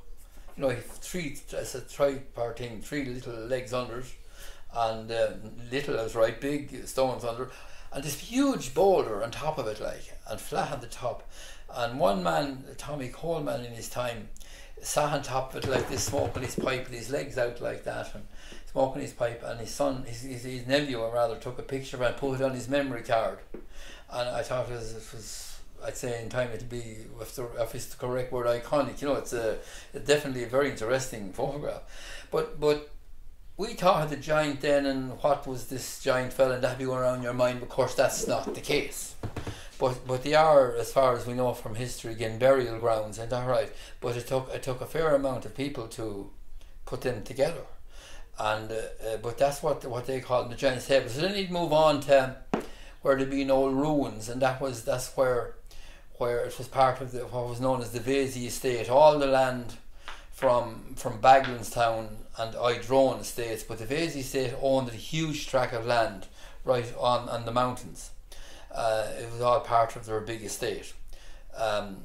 They had a shooting lodge up on the mountain, and the old walls that were still there. Now there's conflicting opinions on this, but if you think what I told you that my father was born in 1892, that's a long time ago. His father used to take care of these ruins for the gentry that come on shooting events at weekends and all, and he'd be looking after the property for them while they weren't there. Shooting lodge it was called. So he showed us that. Well, then there'd be. Then it'll come about, he chose the track, and the track up to the mountain would be there, an old horse and cart track, you know. What they done in the 40s and during what was known as the emergency, they cut turf on those mountains. And there's a place called up there on the Stooline, up there on the Mount Leinster area. And there was a great vein of turf in it. And that turf was actually, I think it was commissioned by the powers, the county council or the government of the day, to build a road, and maybe you heard this, to harvest this turf to feed to supply fire for towns and so on, right, and for the people so people got a man by the name of Jim Farrell and Matt Brooks of the Tay. There was songs written about him. Said in the song, implied all the poor to build a road to Stooline from the Wexford side, so they could harvest this turf. But that was done, and so on and so forth. The road is still there today. But anyway, the people of Knockrow, where I come from, used to cut turf up there as well, and the car road going up to it was very rough, and there was one place called on it the Wicked Turn. I often remark when he'd be telling us about my father, we'd be walking up around it years ago, and he said this is known as the Wicked Turn, and sure, I, the child again, why would it be called the Wicked Turn? And I wouldn't be 100% sure what the word wicked meant, if you know what I mean. So he said that, and we'd ask him later on, we'll go hold her about the road then, you mightn't say anything on the day, but it's remain in our minds. And I said, what's that thing called, the Wicked Turn? Why was it called that, you know? And I asked other people when my father was dead and gone that was used as well. Well, one man told me, he said it was that we'd be coming down with the horses and cars, and maybe 10 horses and cars would be coming down. And there was one guy, he had no cop on at all. We use that word nowadays, but he didn't cop on at all. He was showing off how good he was with the horse, and they used to call him Dillinger, after the great American gangster Dillinger, as some people might know. And he was known as Dillinger because he was always in some difficulty. And he'd come to the Wicked Turn, he'd turn over the horse and car. And Ger O'Leary was this man's name, and he said that if you weren't very careful, you would turn over your car, but Dillinger had no chance because he was, you know, coming around, he knew all, and next thing he was heeled over, and the horse as well. And of course, it'd all be there, the men, and the heel the thing back over and load them up, and everything would go back to normal. But he said that you'd have to be very careful on that coming down along. But it was the scenery, he said, the amount of people that would be coming down. Well, then if you go back in time again, it was known, that laneway was known as the Mass Path, now, or the Funeral Path, and you'd wonder where that came from. So I asked questions about that. The Mass Path was known as because, or the Funeral Path, people who died out in Kilbranish, that's out on the Buntody side. You often heard Kevin O'Whelan talking about it as well. Out on the Buntody side of the mountain, were buried in a place called Kiltennel. It's out near Borris, between Borris and Ballymurphy, and the cemetery is still there. And I caught silage over right beside it the other day for a neighbour there, and I was in it. My ancestors were buried in the Dyfed, and they used to come. The funeral come in the mountain that time, and come down what we know now today as Shannon's Lane, and head for Kiltennel over the Knockrow Road, which was the main road at the time to Baglanstown. It's the big wide ditched road of the time. It's only a narrow road to look at the base tarmac, but the ditches are all wide. All the carriages used to go that way, you know, that time, the horses and the big carriages and the coaches as they called them. And they had an old saying going around, but this is only folklore, that a dead coach used to pass in the middle of the night. This is what they'd be telling sitting around the firesides, you know, and people saw the big drove of 6 horses pulling it and going like a train, you know. And we grew up listening to that stuff around the fires, but that's fiction. There's no evidence of any of that. We don't know, but there's no evidence. The event of electricity, I think, in Ireland opened people's eyes. The candlelight, you know, you could see nothing, but when the electric came on, everything was seen. And I remember them telling that when they got the electric, they had to do up all the houses, you know, because, you know, to look grand out there in the background, but when the light switched on, you know, they had to whitewash the whole thing and whatever. But they're all stuff that went on, massive history stories. And I went to Kiltennel myself and tried to, myself and my school teacher, a friend from Dublin, to see could we read the headstones, and they were illegible. I could see what the word dial was written in one there, probably my ancestor, because when I was a kid, again, my father would go to what I spoke about earlier on, the Patron Sunda in Kiltennel, and this picture was sitting there on the banks from very small chaps at the patrons there. So that's all gone now. Nobody going there anymore because there's nobody know who's in it belonging to them. But I know my ancestors there, the Dials, the Shannons married the Dials, would have, if I could say it correctly, would have been buried there. Now my home place, the Dials, had a shop in days gone by, and I often say what's bred in the marrow comes out in the bone. Hence the high in life got involved in the shop business might not have been to my betterment, but nevertheless I done it anyway. It was a challenge. I decided to take it on. I'd done it for a number of years, and but it was in my blood that the Dials, my ancestors, had a shop, And there was loads of shops, and you surely heard of She Beans, where they had local pubs, and one man in a She Bean up in Culupton or up that area up there, was drinking all day in the She Bean, and he got very, very abusive in the evening, you know, drinking whiskey all day, or maybe homemade brew at the time, what do they call it? Puching, White Lightning in America, I think. And he drank all day, and he got very abusive to the landlady in the evening, and she said, "You'll have to leave." And she said, "You're gone very abusive." An old man told me this, you know, that knew this older man. You see, again, this is history again and heritage, isn't it? And he said, "No, look, hear me, good woman. You know, I've been drinking here in your She Bean or whatever they call it all day, and I weren't drinking buttermilk. I'm entitled to be abusive." He had spent his money on her whiskey or whatever she had. But look, I suppose that's an element of heritage. Now, heritage is a big word. They're right, it can cover a huge area. It can cover a mountain, put it that way. And the heritage of the mountains are, well, there's history there that will never be told.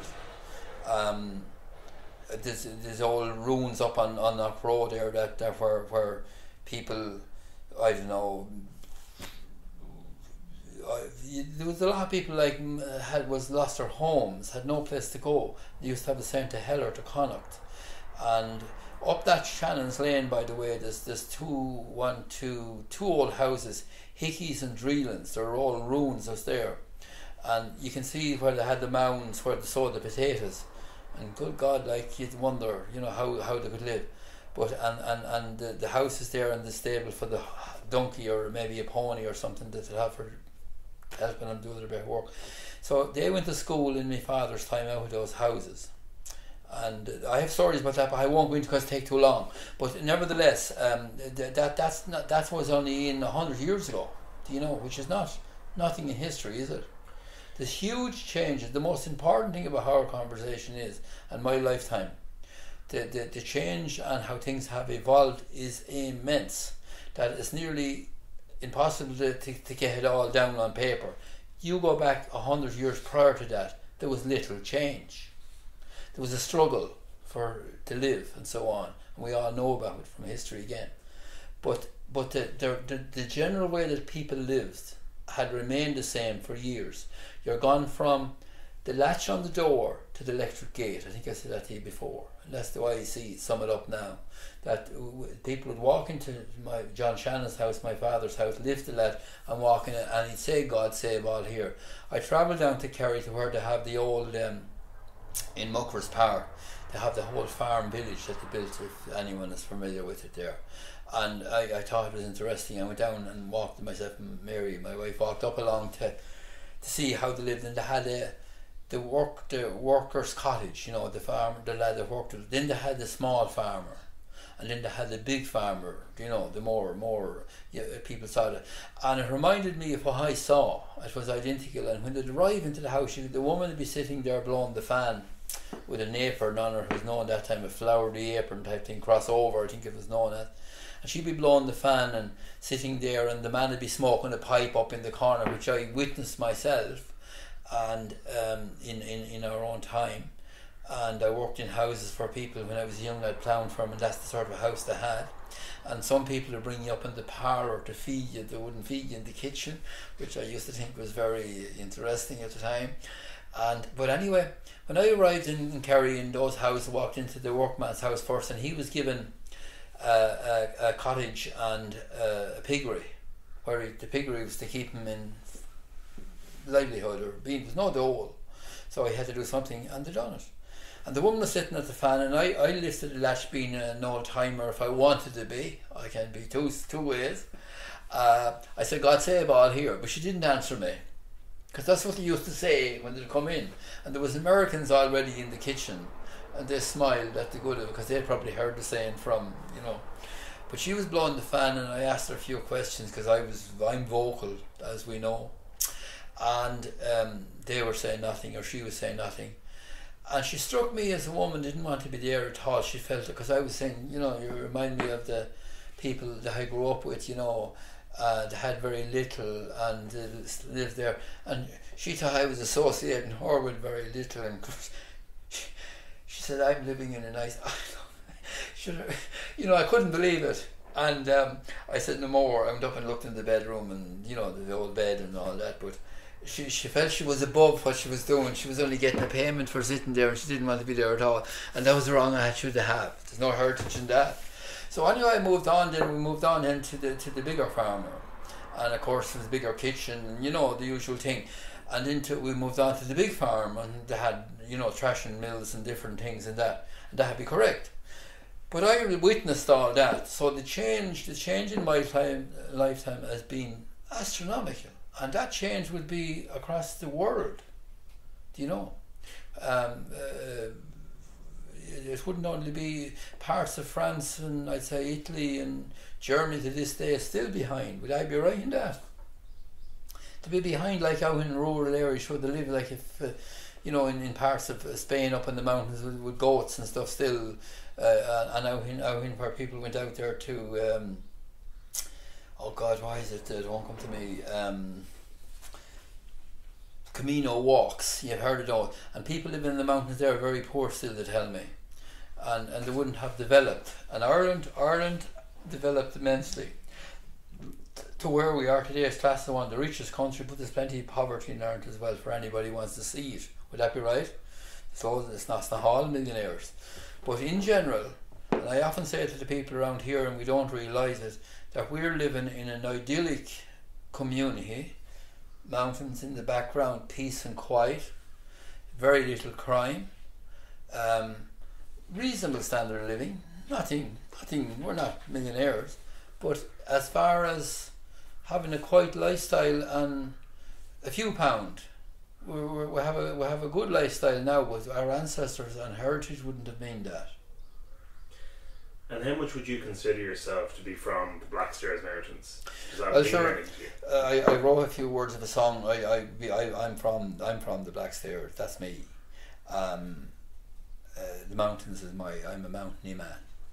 And when we go down Wexford here, I live in County Wexford now, but I farm in the mountains, and I'm still a mountainy man. And you can take the man out of the bog, but you can't take the bog out of the man. That's a well-known saying. And I'm a great believer in old sayings, and that's a part of our heritage too. The long way around, the short way home. I'm a Blackstairs man. Yes. And what would the key characteristics, do you think, of somebody from the Blackstairs be? Well, I think there's another saying: the savage loves his native shore. If I was reared in the Bronx in New York, I'd be like to be there. Where you're reared, and as the pup is reared, he'll be the dog. So I suppose people who are reared in a certain environment, like in the Blackstairs, and we've seen the struggle. It weren't all bad. As I said to you in my earlier talk there, we grew up and we had enough to eat and drink, and we weren't hungry. And people before us maybe were hungry, but I think people got the most important thing happened in Ireland. It weren't all the EU. I think it was Lee Mass with free education. I think that was the most important thing. It opened up colleges and schools and the like to the ordinary man, and education is the way out of anything. It's the way out of poverty. If most people in the world who are in poverty will remain in it, and there'll always be poverty. And I suppose if we're to learn anything from these interviews and from what we're after saying, is that it's vital that education is brought to the fore, and that education can be done. It don't have to be done it can be done through, but not have to be necessarily all the time in colleges. The students need to be brought out maybe in the future to the middle of the places like the Blackstairs and showed hands-on where people lived in those walls and where food has come from. Some youngsters think today that food has got in a supermarket. Do you know? It's got out there in those fields, and that silage that's in those bales there, that's only a plot of land, but nevertheless that'll be fed to beef that someone will eat in the city of Dublin or God knows where. And that education is vital, I think. That's the biggest thing I know what's in Irish history anyway. That Lee Mass, when I'm correct in that, brought about like free transport to schools, upgrading of schools, but free education was very, very important. That brought a lot of people out of when the current generation, that when the COVID came, were able to go to foreign countries, like, and walk into good jobs because they were nurses, teachers, doctors, and their ancestors went with nothing, only the waistcoat on their back, as it was known at the time, and no money in their pocket. Now, the people who left in the COVID hadn't a lot of money either, because they were leaving big mortgages behind them and whatever, but they had education, which is, my father used to say, no load, and it'll never be a burden, and you still go out and dig the ditch if you want and still have the education. The man that's interviewing me here have an education, but he still know how to work a shovel if he had to, and that wouldn't take from his education. He might better know how to make use of the shovel than the guy with no education. Now, I'm not knocking people, I'm not saying this is it, but some people hadn't opportunity, and one needs to seize opportunity as it comes before him. That's my philosophy, and I've seen several. I've took opportunities that cost me money. There were mistakes, but if one don't learn from them, well, then you never learn. But I have known people that was in school with me. They're dead now, and they were the brightest sparkles in the school, teacher's pet, they used to be called, and they were very, very, they know everything and have it off very quickly, and they ended up alcoholics. God save them and God rest them now, and they were very smart. But yet they took to the drink and didn't develop or evolve, and that's what we all have to do. We're all only come with descent from, I think, the monkeys. We have to develop and evolve, isn't that right? And if we don't do that, and talking to people like your good self is an enlightenment to me, I have to say, and I've met many people like you, and I wouldn't shun. I can't talk to everybody, but I think I've done enough of interviews in my time. I have enough. But I would be concerned, and I'd like to see it happening. I want this recorded like that, that they're used and put to use. And I think I was asked when I got involved in the Blackstairs to go and give lectures in schools. I'm not fit to lecture in schools. I have no education as such. I have the University of the World behind me right enough, and met very well educated people and associated with them, and a lot of other people as well. But I was asked to go to tell how we farm, how we breed cattle, tell the youth, because it was part of the teachers that rang me from colleges in Carlow, said they were, it was part of their duty now to bring into the curriculum into schools, to learn people about where food comes from. This is a guy that grows food. You're looking at a farmer, and I could do that easily enough. They'd probably pelt me in the wind up. But I was going to actually take on some of that role and do some of it, but then COVID came in and we never got back around to doing it. But that's what's needed. I think that you need to get down to grassroots, and education, as I said, most people get education in one sphere in life, about one particular thing, but to have no how would I put it, because I met people who bought land in the Blackstairs, and they wouldn't have any idea how. One guy said to me, "Do you grow sheep around here?" And I said no, but we've buried a good few of them in our time, that died, and they never came up. I was only joking, of course. He knew quick enough what I meant, but you don't grow sheep as such. You could use that term if you want, but you breed them, and you have to learn about them and know how they work. But that man would be very well educated now, and not taken from his education, but he'd know nothing about what people do down at the lower level on where we work the soil, I wonder if you could tell me a little bit more about food in the Blackstairs. About which? Food in the Blackstairs.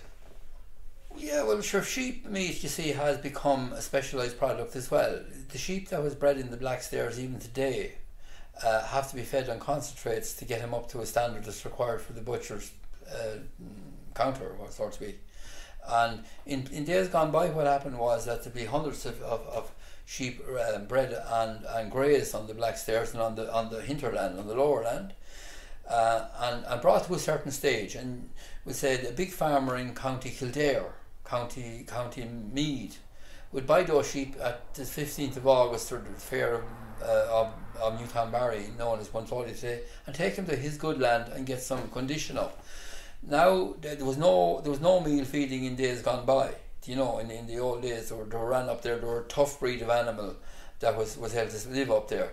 Now the governments of today are advocating that we go back to that type of an animal that would be suitable, like Dexter cattle, and that would live up there. And I've looked at those down in Kerry as well. They had them there in the park, and they're tiny little lads compared to the cattle I'd have, you know. But nevertheless, I couldn't make a living out of them unless I'm going to be subsidised very, very heavily. And they want, the current thinking is, and it needs to be explored immensely before it could happen, I think anyway, that's education again, on how that would come about or evolve, is that one agricultural man said to me down in Johnstown Castle, and he was a high-ranking agricultural officer. He said, when we were doing the Blackstairs programme, could you not run cattle on the mountain? I said, some mountains are not suitable for cattle, which are not, because too many dikes and dirks and holes that break their legs, but other mountains are very suitable for cattle. But the law of the land at the moment is, by your good self, that was the department man, that we can't mix herds.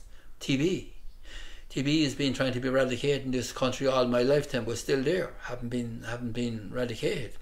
So if I mix my cattle with yours in the mountain, that's against the law. So how do we graze cattle on the mountain then? How could I buy Dexter cattle and put them up beside yours, since we can't mix them?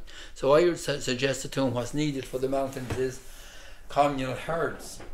And I put this forward to several people, that what's needed now, that you have a group of farmers, maybe dairy farmers, that have mountain rights, because I know this from dealing with them.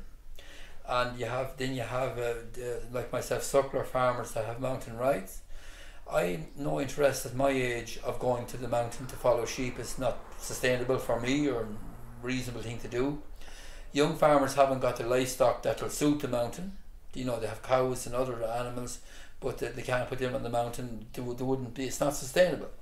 So I think what could be done was that you could bring in mountain types like Scotch sheep and set up communal flocks and use the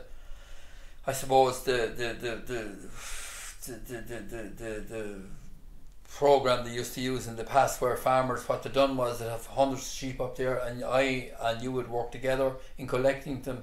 And if I was up herding mine, I'd keep an eye on yours as well and tell you there's a sick one up there and you need to go up and sort her out, or I might do it for you, and I'd be up there with a very good dog, you know. But now there's no one to do that, and you need very good dogs on the mountain. And I think the case up there, up on the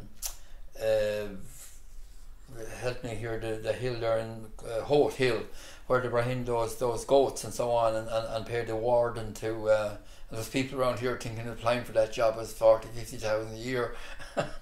They'd be well qualified to do it, and they said it'd be better than farming around here, and I wonder, should I go? They'd say to me, certainly. I'd say, take the bull by the horn and go and do it, you know. And but no, that didn't happen, of course.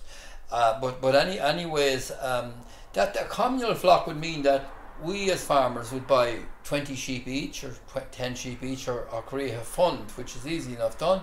And the department, if they wanted, they could help with that fund to put this communal flock on the mountain. And this communal flock would be owned by the people who have the rights on the mountain, because there's rights in these hills where everybody can't go on someone else's commonage. Now, or put sheep on. Now, sheep will stray from one to another, but they're generally herded back by the farmers or people who are up there. So a communal flock in on mountains that need this to keep the biodiversity, if that's the correct way of putting it, or to keep the mountain in ship shape, as it were, would the sheep, the animals would do this. Now, it could be goats just as handy as sheep. Don't have to be sheep. Or Dexter cattle, where the mountain would qualify for suitable, I should say, to graze them. But to be owned by, if you have livestock have to be fed and cared for. You cannot just have livestock and ignore them like the people with the dogs. You know, they need to be controlled, fed and looked after. So this will be done maybe by someone in the area, in my view, from the model that you had in the past. That's the word I was looking for a while ago. To use the old model that they had in the past, where the farmers would all come together. They all had individual flocks, but they worked together. So I think a communal flock would be the way. Now, this would have to be heavily subsidised by the state, because there'd be no money in it for the farmer. They're right. You can't make money out of sheep up there now. So to maintain the mountains and keep them opened up to the public and try and have a system where controlled burning will be put in place, and people have to be educated into that as well, how that would work. And if there's a financial package put together, and there's millions out there, this could be done.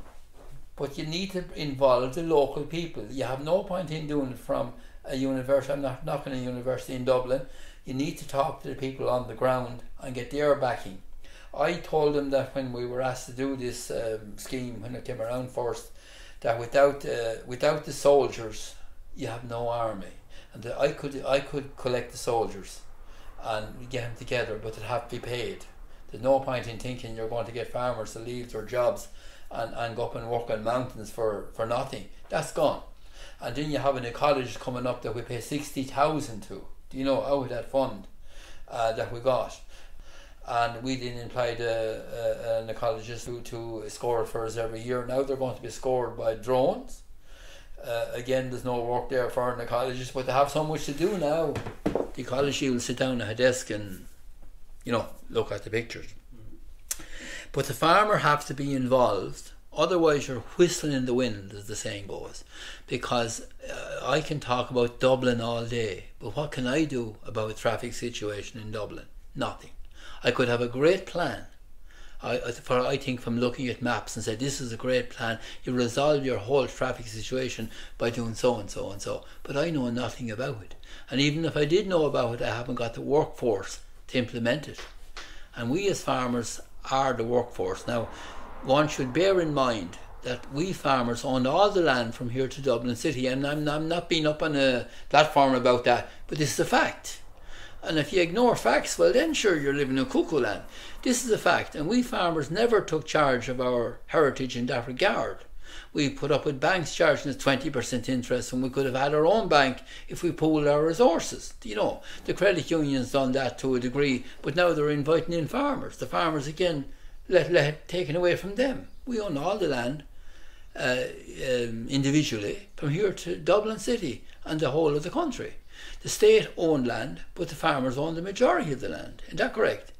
And the law of the land is, like, if you own something, it's yours. And you have rights, that nobody wants to preach, but they're still there. And rights about walking rights, and like CUPHAT now want to walk on mountains and so on. But if they don't bring the farmers with them, they'll walk nowhere. And all will happen is, like, you'll have people confronting one another about dogs and issues with parking, and the farmers need to sit down with the people of the area and discuss how they're going to do it. That's heritage in my view, because we know how it works down here, and maybe what some scientists think it'd work. If he's forced to make it work, see, we're living now in farming under penalties. If I step outside the line with slurry or with something else, I'm fined, and how I'm fined is sanctions are put against my payments. You're kind of saying about, These are valid points in my view about going forward. We're after going through the historic and how we grew up and what has happened all in the meantime. But the key thing here is knowledge and education. And if you lose all the knowledge, that said the likes of, I'm not an educated man, but I have no degrees to my name, But if you want to play ball with me down here, you'd want to know how to manage it, Yeah, and I just wanted to pick up on that local knowledge in the context of, say, tourism. Correct. So, even just to peel back in a more broad way and just say, what would some of the kind of main benefits of tourism be to...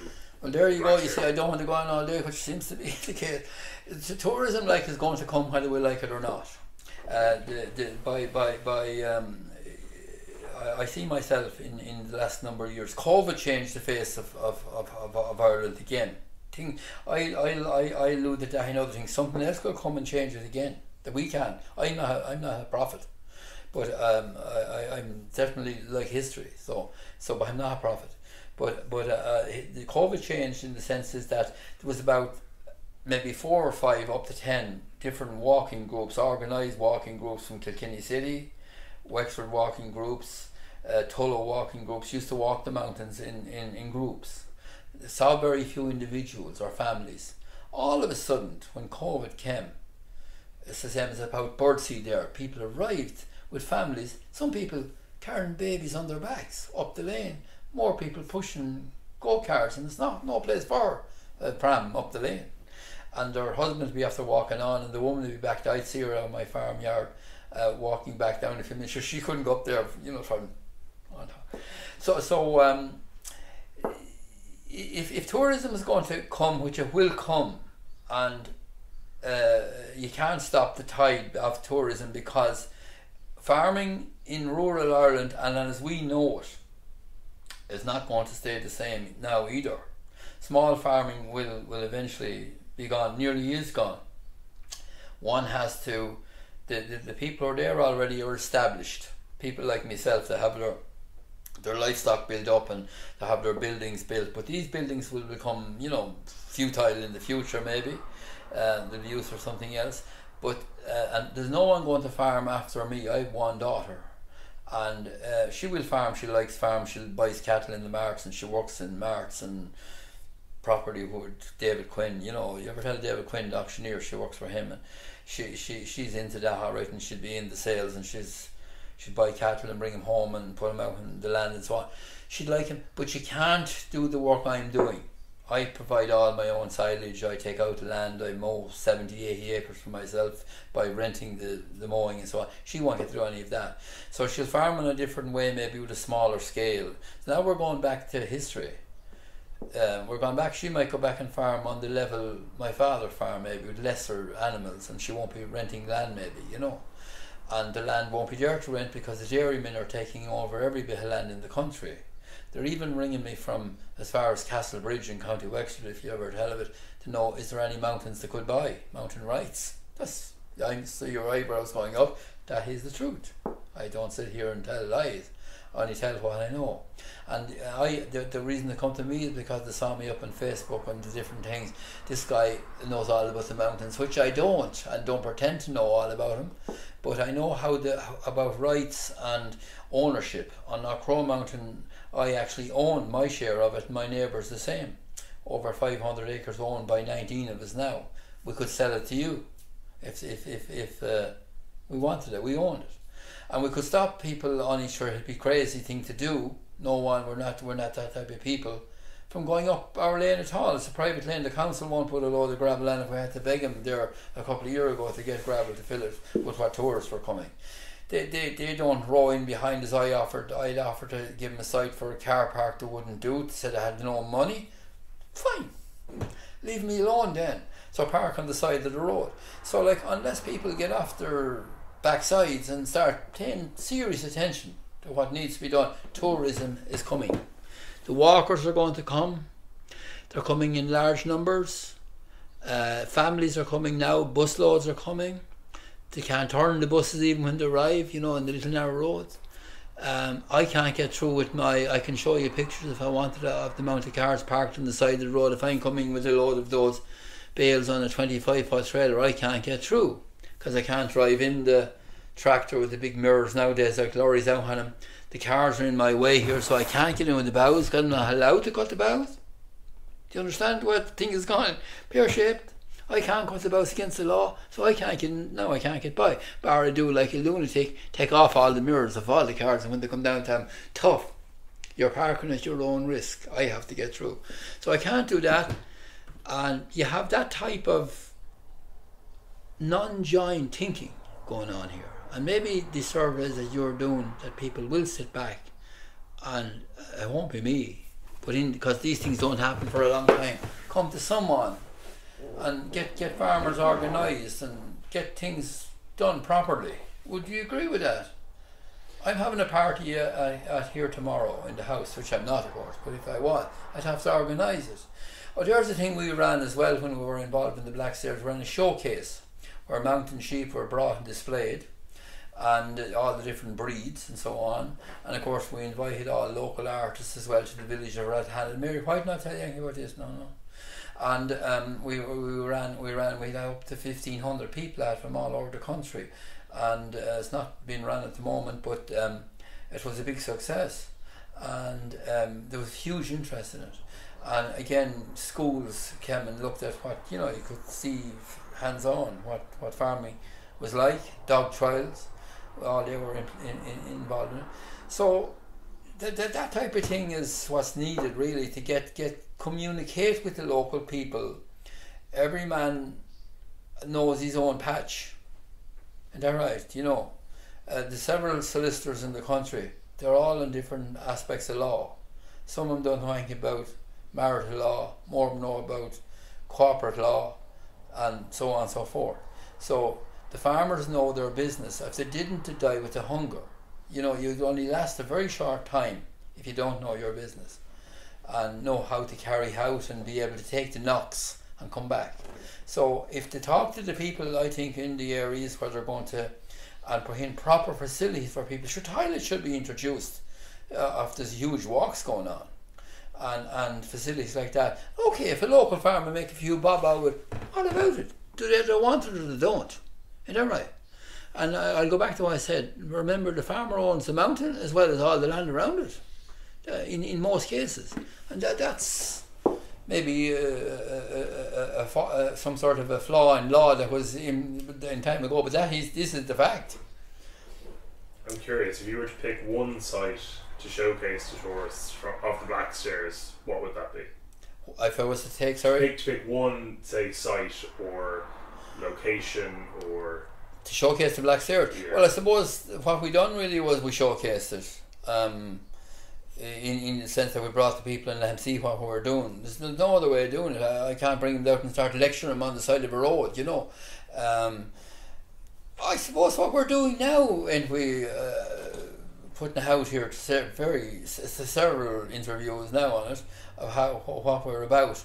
But you see, the thing about it is, when the dust settles, all is forgiven and forgotten, and you go on about your business, unless there's other schemes brought into the place. And I think if a scheme is successful, like we have Acre scheme coming in now, you've heard of it maybe, the Acre scheme. Right, well, the Acre scheme, we done a pilot scheme in the Blackstairs to see how would it work with the coming together of farmers, right? Could it be done? And I said to them, if you have the money, we have the time. That's what I told them when I was looking for this money. And the whole country was applying, but we were successful in getting it. Now we weren't successful through our own endeavours, but through the assistance of people in high places and lecturers in colleges and people that knew what they were talking about biodiversity and so on. We have to be taught about that as well as everybody else, and I don't deny that.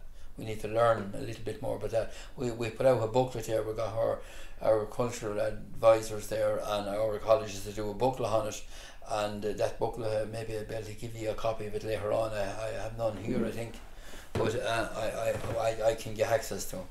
And that they had show what the different species was of plants and so on that they're looking for, and that again is education. And I'm losing train of what I was saying, but how would we showcase it? Or if you were to pick one particular site, like if you had a tourist party with you and he said, come on, I'm going to show you. Well, I suppose what could be done in the Blackstairs if one wanted to, but again, no one have the time to do it, and energy is very important. If you look at that photograph of me there, look back in when my daughter was getting communion, there's a big difference in me now and then, isn't there? Do you know? And people get older and they have, but to go on a walk, I could walk and have done a bit of that, walk up along the lane with groups of people, telling them about the various landmarks and sites and so on and so forth. But that's only just insight for a few people. We're talking here, I think, about a bigger programme, about the coming together of Southeast region in CUPHAT and regions in England. Is that right? On the east coast of England, isn't it? West coast, that'd be actually, yeah, in England, to link up and get together. And so far, I was at some of those meetings. It was all researchers and people. There was a few farmers there, but questions were asked, and I was asked. But I just want to say that we done the pilot scheme in the Blackstairs, how the coming together, how this could work, and would it be a viable proposition, and would farmers be interested in going back up the mountains? They asked me, how do I get farmers back up the mountain to actually, not let it be overgrown. And we were in a college, we got a grant from the Uplands Council she surveyed it and done a survey on it and so on and so forth, and the state of it, and that was the beginning. And then I travelled to the west of Ireland and saw what they've done in the Burn Life. This is the problem, you see. The problem is that we came along, implemented the scheme in the Blackstairs and paid out €1 million to farmers in general. We only could spend what we had. We couldn't bring all the farmers in. We'd bring a lot more in if we had been given the money. Now Acres came after us then, that was because we were only doing an implementation, or trial scheme, and a test case, in other words. And it seemed to work quite well. But the Acre scheme is not, they're having difficulty implementing it because it's bogged down with paperwork. So we worked with the farmers and the department. I always outlined you need all these bodies. You need Shabbos, you need ecologists and agricultural advisors. You need all these to come together. But the farmer is the main ingredient. What's the best thing about living in the Blackstairs? Is there anything good about it, I wonder? It's life is what you make it, as the song says. So you can make it. I don't know what life is like living in New York City. I'd have a good idea what it's like. I couldn't live in Dublin.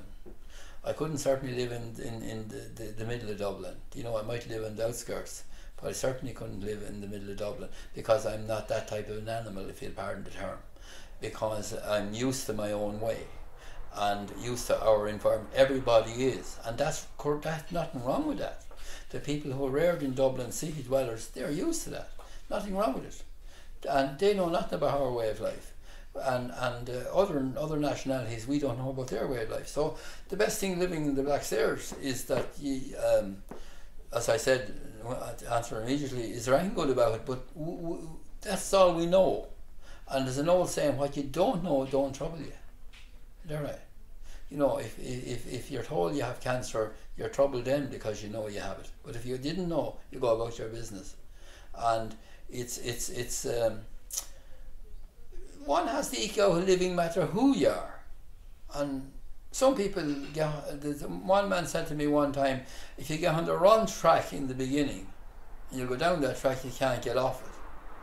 The number changes the tracks. So some people go down the track of social welfare maybe, and I'm not condemning them, but I'm only saying they never bother and stay on that holiday. They wouldn't work in a fit because they don't need to. I'm not knocking them, but I have to say what's correct. And other people go out and lose money. I've lost it myself, trying to do something else. And if at first you don't succeed, you try and try again. So the best thing about living in the Blackstairs is, I suppose, I'm happy enough in it. We know a lot of people in it. I have a lot of people I know in the Blackstairs, friends and acquaintances and so on. I could drive from Bunclody to Kilhealy here, and if I got broke down the road, I'd know several people in several houses could go into and get help. Same would apply if I was in Graignamanagh. That's important. If I was in Dublin and I wanted something, I might go to a policeman. So we're not heavily policed in the country areas either. We don't need it as such. We're not, there's no demand for it. Now there is criminals around and violent people and so on.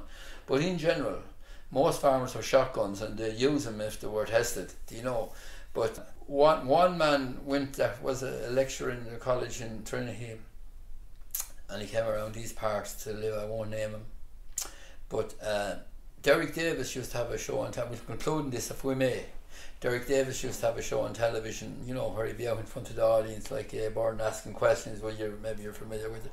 But this guy was asked in anyway. He was a doctor of philosophy and so on. He was asked in to it, and I was talking the evening before. I said I'd be looking at it on the television. With Derek Davis.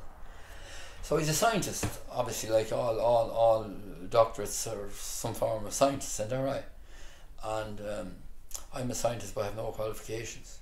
And he said to him, Derek was talking, now we have here in the audience Dr. So-and-so, a scientist, and so on and so forth. And, he gave me a big, elaborate introduction. Now he said, Doctor, I won't name him, but Doctor, what's your opinion on science at the moment? is science gone as far as it can go? You know, it's at the end of it. Sure, you and I know he's sitting here, the base of science is most never going to end. So your man looked at him, you know, stupid question, you see. Looked at him, because he was only reading half a piece of paper. No, we've live television. Now, the doctor was sitting there, no more to say, only the answer to the question is no. And over here we have Dr. O'Brien, you know, may go to him, because we had to go back to him eventually. But I asked him when he came back home, I said, well, you know, he said, if someone asks a stupid question, he said that to send a limo for you to his apartment in Dublin to bring him into the studio.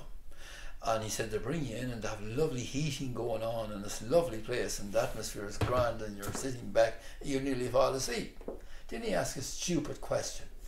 And you know, he's asking intelligent people stupid questions, you know, they're not going to answer. So he said, no, and your question is no, which was the correct answer. So then your man had no more questions before he was stuck. Then he said, when the break comes in the middle of it, then they open all the doors and blow you out of it. And he said he was real dogmatic about it. Then he said, when the time comes to go home, you can excuse that recorder is going, you can F off the best way you like. There's no limo to take you back to your apartment. You're just nobody not want anymore. But so he said, he said like that, when you were asked a stupid question like that, he didn't outline to me what the basis of science was, but sure, you and I know that's investigation and it's never finished. You can't say, listen, we know everything now, we have all biodiversity sorted out, we have the whole thing sorted, it's finished, and thank you very much, and I'm going home and I'm no more work for me. So it was the stupidest question you could ask of an intelligent man, do you know?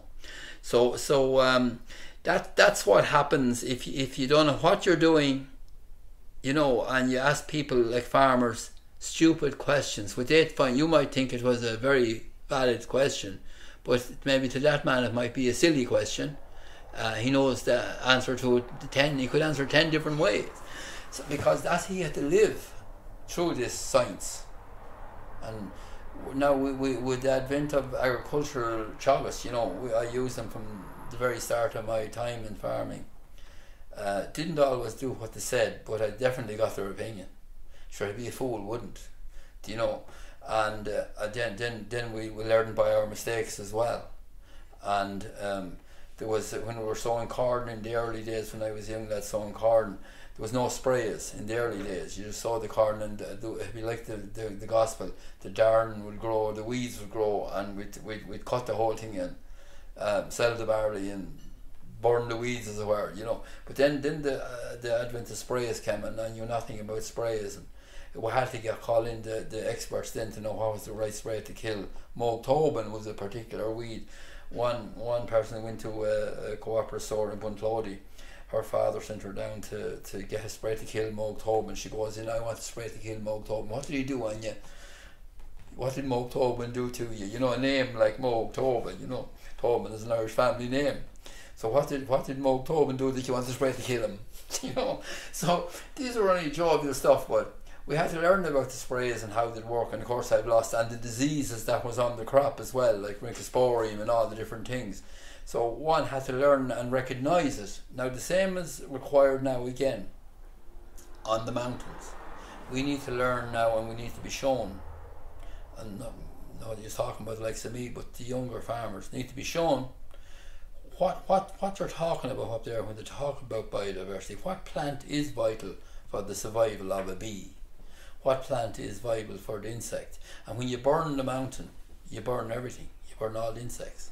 In some cases they're able to survive. There was a huge fire on the mountain last year.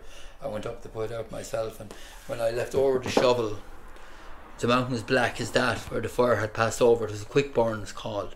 You have two types of burn. You have a quick burn that will go quick over the mountain and take out the vegetation, but it will not burn into the mountain.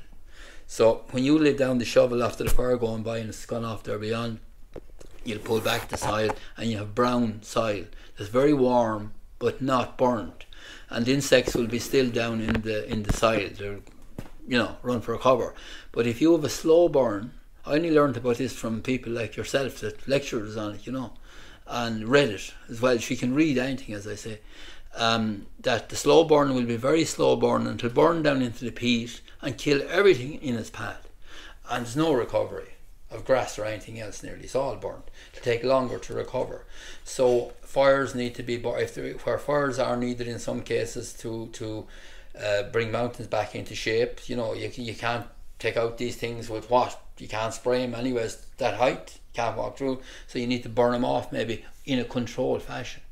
But it can be done in a quick way and with wind, as opposed to a slow burn that'll burn into the rock. So farmers need to be taught how to do that and get and read about it themselves. And I think the younger people will. I think they would have. You know, I have a feeling they would. But then some people don't bother. They learn about dairying and they learn about grain growing and how to breed good sheep, but they don't bother because the mountain is the mountain. But if this is going to be the future and there's going to be money paid to these farmers, they need to learn, isn't that right? And is there anything else that we have? Oh, there's 1,001 things, but I'm going to go into it because we'd never get finished, and we'd have to do a book with about 500 pages in it, so we'll have to leave it for another day and another interviewer.